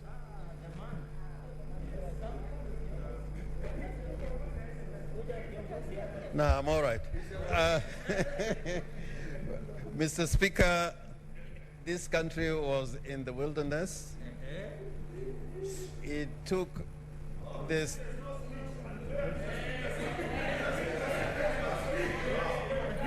Order, Senator. Order. Say that we not speak. Order. Senator Kangata. Senator. No. Senator. You say that we not speak. Senator Kangata. Senator. Be fair. You are pushing me. Order. Order. Take your seat. Senator Mr. Kangata, Speaker, take your sir, seat. Be fair to me. Be fair to me. Senator Kangata, take your seat. Order,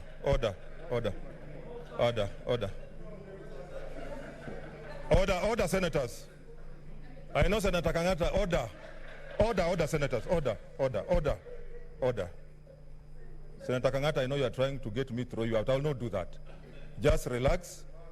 Let us finish the vote in a dignified manner. Please, Senator Orengo.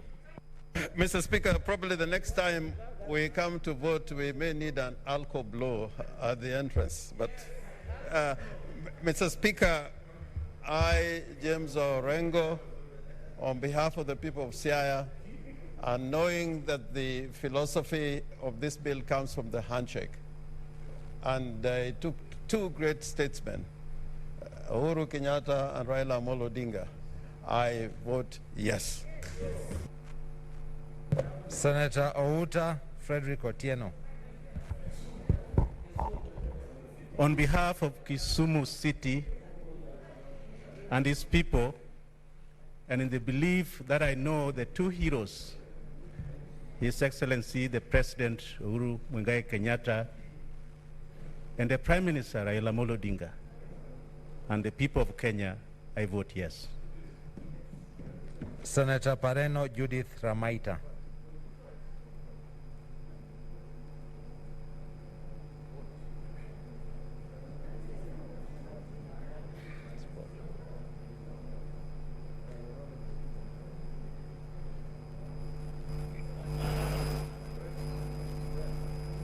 Senator Pareno.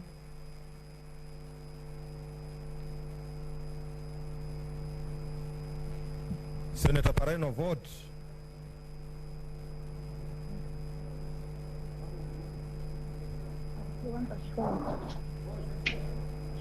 Unmute. Pareno, vote. Take your vote. Yeah, I've seen it.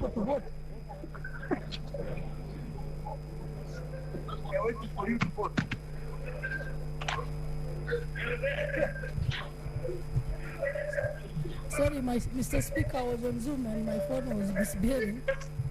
Mr. Speaker, for the sake of Kajiado County, the unity and prosperity of this country, the women at large,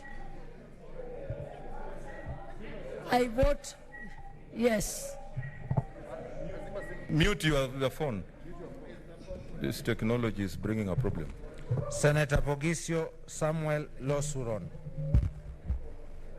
Mr. Speaker, on behalf of the people of West Pokot, and so that the handshake is not in vain, I vote yes. Senator Prengei Victor.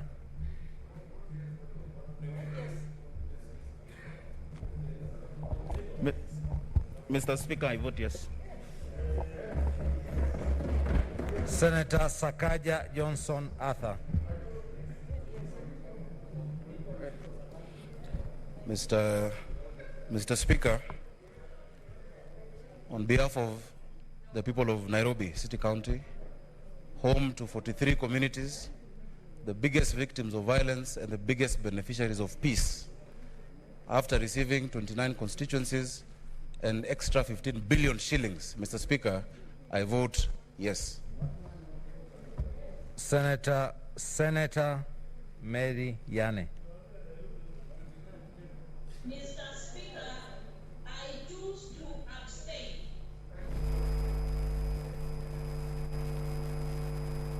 Senator Wako Sitwila Amos.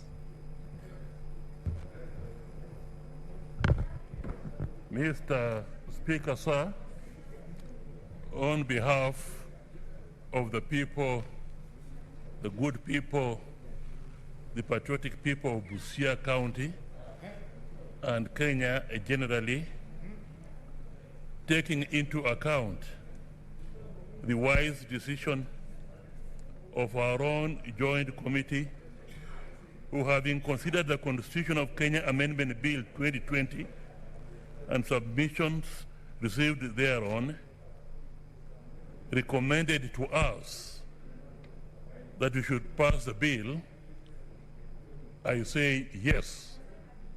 I vote yes to the bill. Senator Wambua Enoch Kiyo.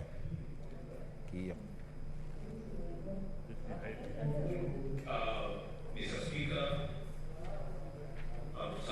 lengthy and candid conversations with the Wiper Party leader, His Excellency Stephen Kalonzo Musyoka, and the top leadership of the Wiper Party that has sponsored me to the Senate.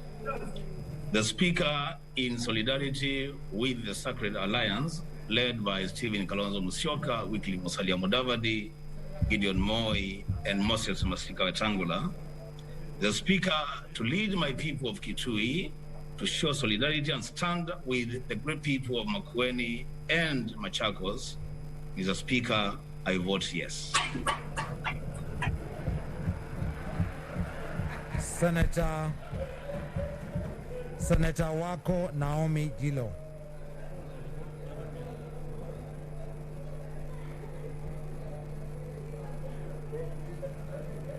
Senator Wako Naomi Gilo.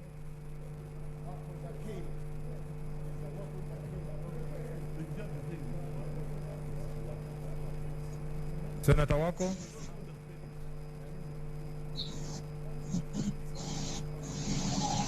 I vote yes. Senator Wario Golich Juma.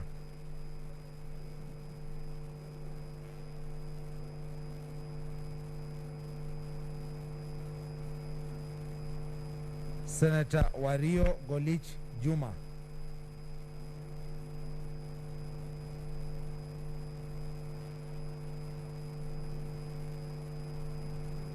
Senator Wetangula Moses Masika.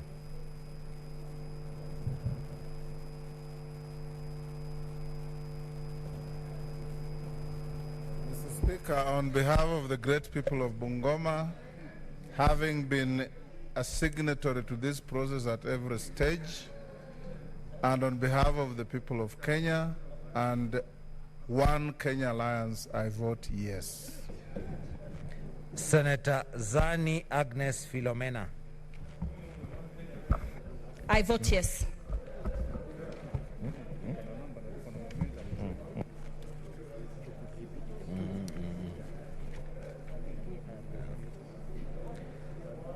Senator Kindiki Kithure.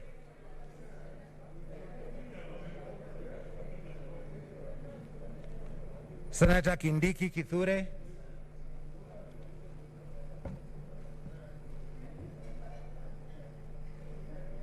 Senator Wario Golich Juma.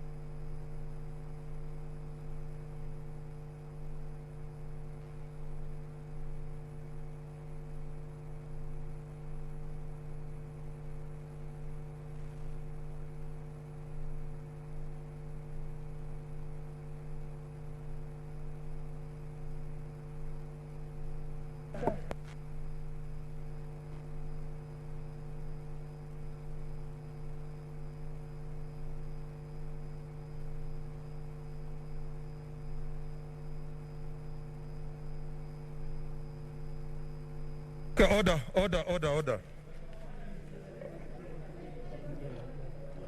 Order. Senators, take your seats.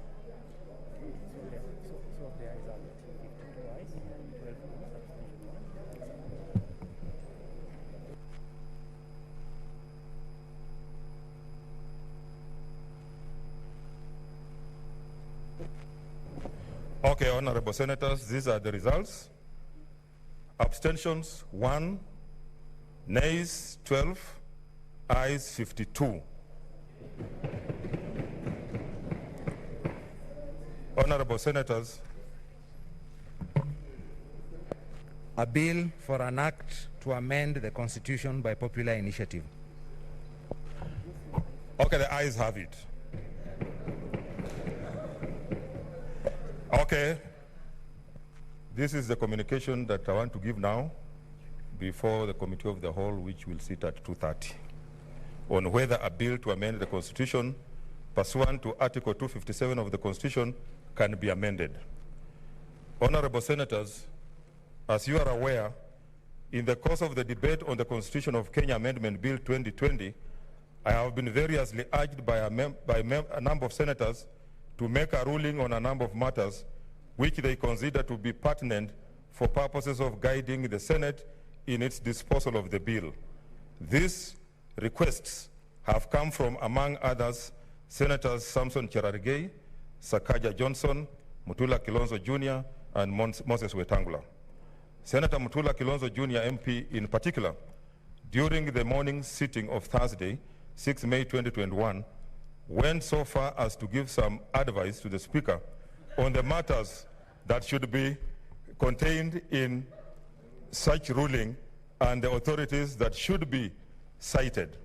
It is an invitation which, as a Speaker of the Senate, I promptly declined.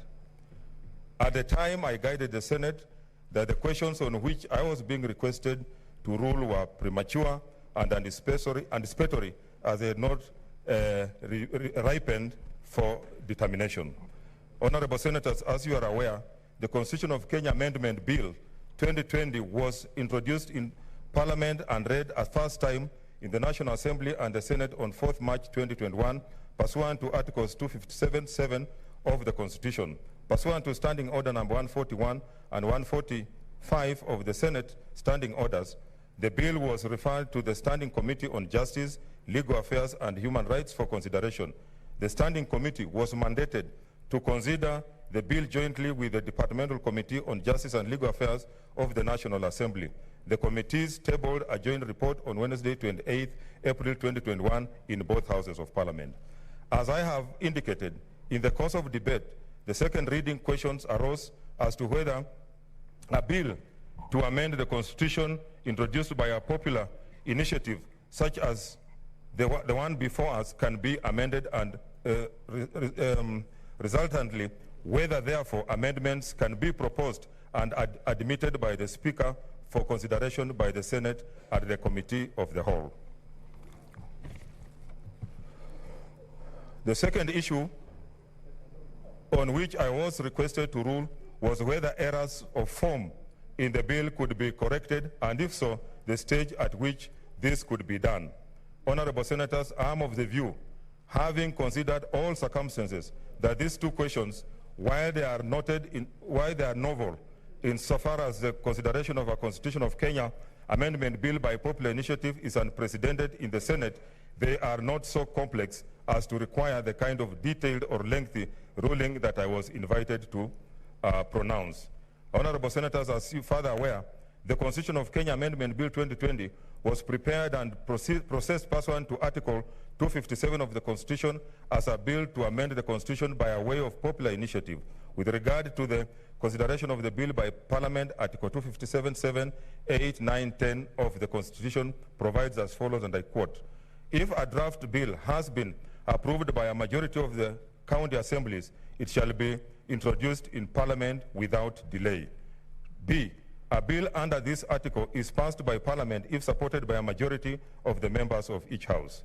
C, if Parliament passes the bill, it shall be submitted to the President for assent in accordance with Article 256, 4 and 5. 10, if either House of Parliament fails to pass the bill or the bill relates to a matter specified in Article 255(1), the proposed amendment shall be subjected to the people in a referendum. From the foregoing, the questions raised by the honorable senators emanate from the fact that Article 257 of the Constitution, which is the only article of the Constitution governing the amendment of the Constitution by a popular initiative, does not expressly pronounce itself on whether Parliament, in considering the bill, may or may not amend it. This position is markedly different from the position accrued by the former Constitution of Kenya, which was hence immediately preceded the promulgation of the Constitution of Kenya 2010. This former Constitution provided Article 47(4) as follows: when a bill for an act of Parliament to alter this Constitution has been introduced into the National Assembly, no alteration shall be made in it before it is presented to the President for assent, except alterations which are certified by the Speaker to be necessary because of the time that has elapsed and since the bill was first introduced into the Assembly. No corresponding provision was imported into the Constitution of Kenya 2010 in respect of constitutional amendment by popular initiative, and that matter even in respect of amendments by parliamentary initiative. Honorable Senators, it's noteworthy that when considering this question, the joint sittings of the National Assembly Departmental Committee on Justice and Legal Affairs and the Senate Standing Committee on Justice and Legal Affairs and Human Rights found that Article 94 of the Constitution vests the legislative authority of the Republic in Parliament, and that Parliament has the mandate to take any legislative action in appropriate circumstances required to ensure that a constitutional amendment initiated under Article 257 of the Constitution achieves the objectives so as to prevent the sovereignty of the people as guaranteed under Article 1 of the Constitution. This finding is profound. It is a recognition that while Parliament, pursuant to Article 94(3) of the Constitution, represents the will of the people and exercises their sovereignty, the extent of Parliament's powers is not unlimited. Parliament,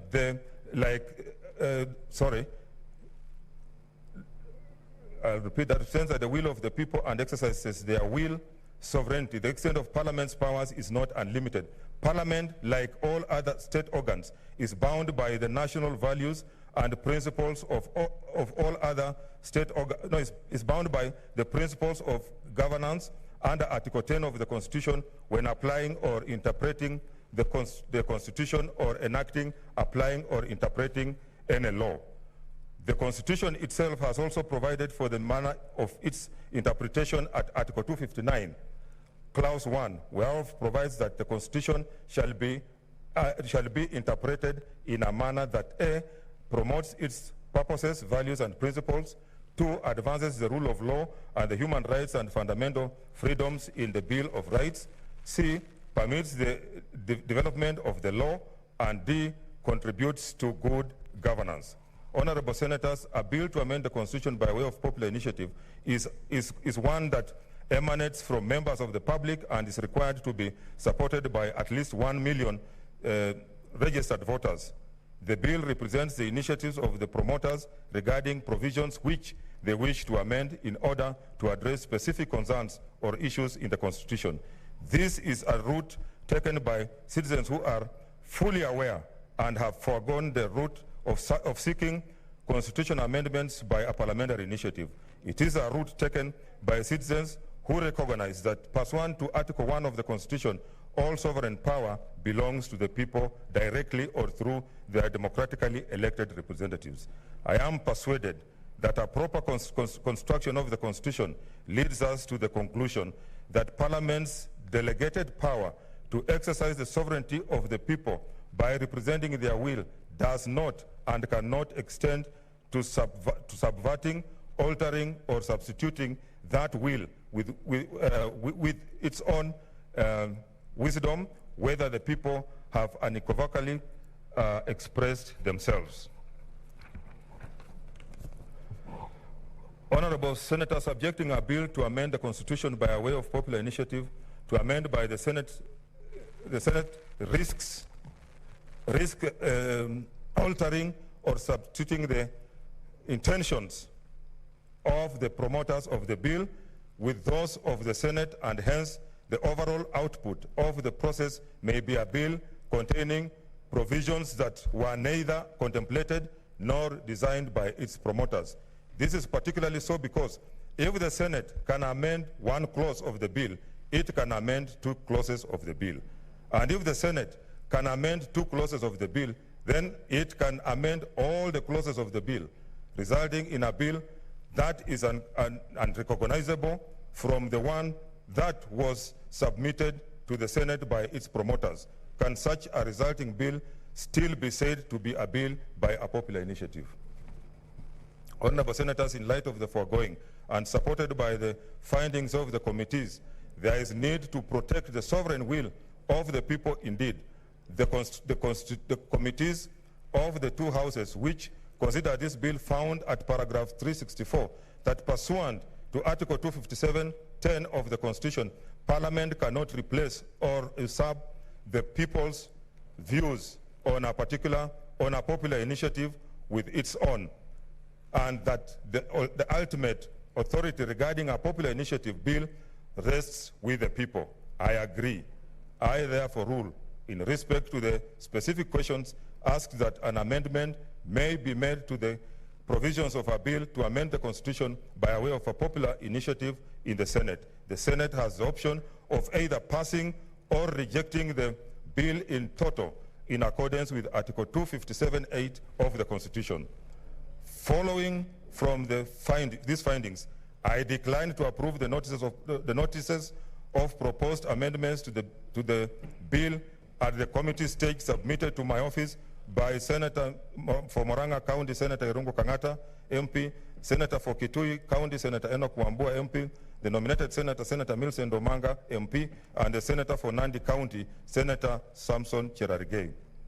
The question then arises whether the Senate still proceeds to the Committee of the Whole on the BBI, on the bill, and if so, the manner in which the committee stage is to be transacted. The Committee of the Whole is a mandatory stage for the constitution of any bill. A bill for an amendment of the Constitution by popular initiative is no exception. The committee stage is the forum at which the Senate is able to consider the bill clause by clause in a detailed manner. As senators are aware, the procedure in the Committee of the Whole is less rigid than that of the Senate in plenary and permits any senator to speak to any clause, including speaking more than once to a question proposed. The only difference will be that the deliberations in the Committee of the Whole, including contributions by individual senators, can only be geared towards the acceptance or rejection of the bill as a whole. All the clauses and the schedules will accordingly be read out and proposed as is standard procedure in the Committee of the Whole, but only one question will be put, which shall be that the clauses, the schedules, and the title be part of the bill.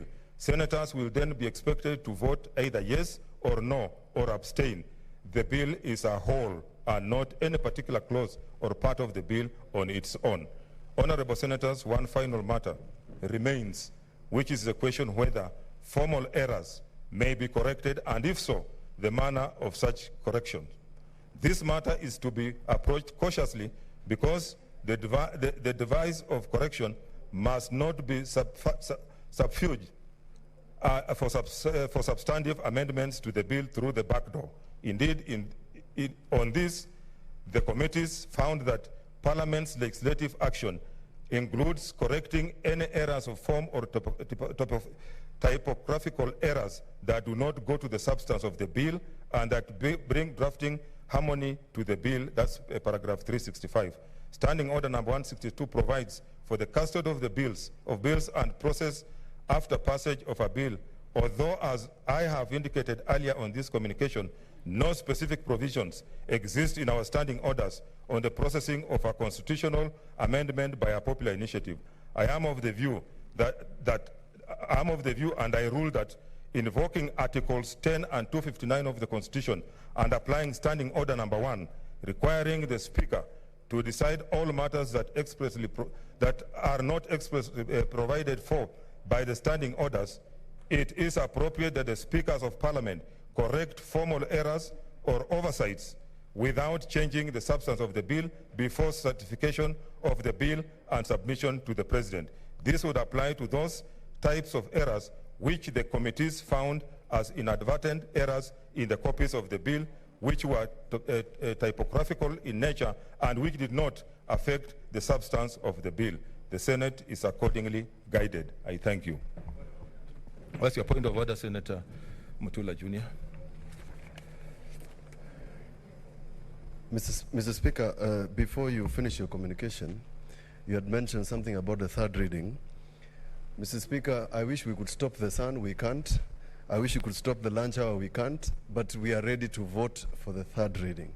I'm proposing to you, under Standing Order number 31 and 1, that you call the third reading committee of the whole so that we can vote and leave this chamber after finishing this business together, Mr. Speaker. Owing to its momentous position and what we are doing today, Mr. Speaker, I don't see the reason why we should take a lunch break before we finish the vote, Mr. Speaker.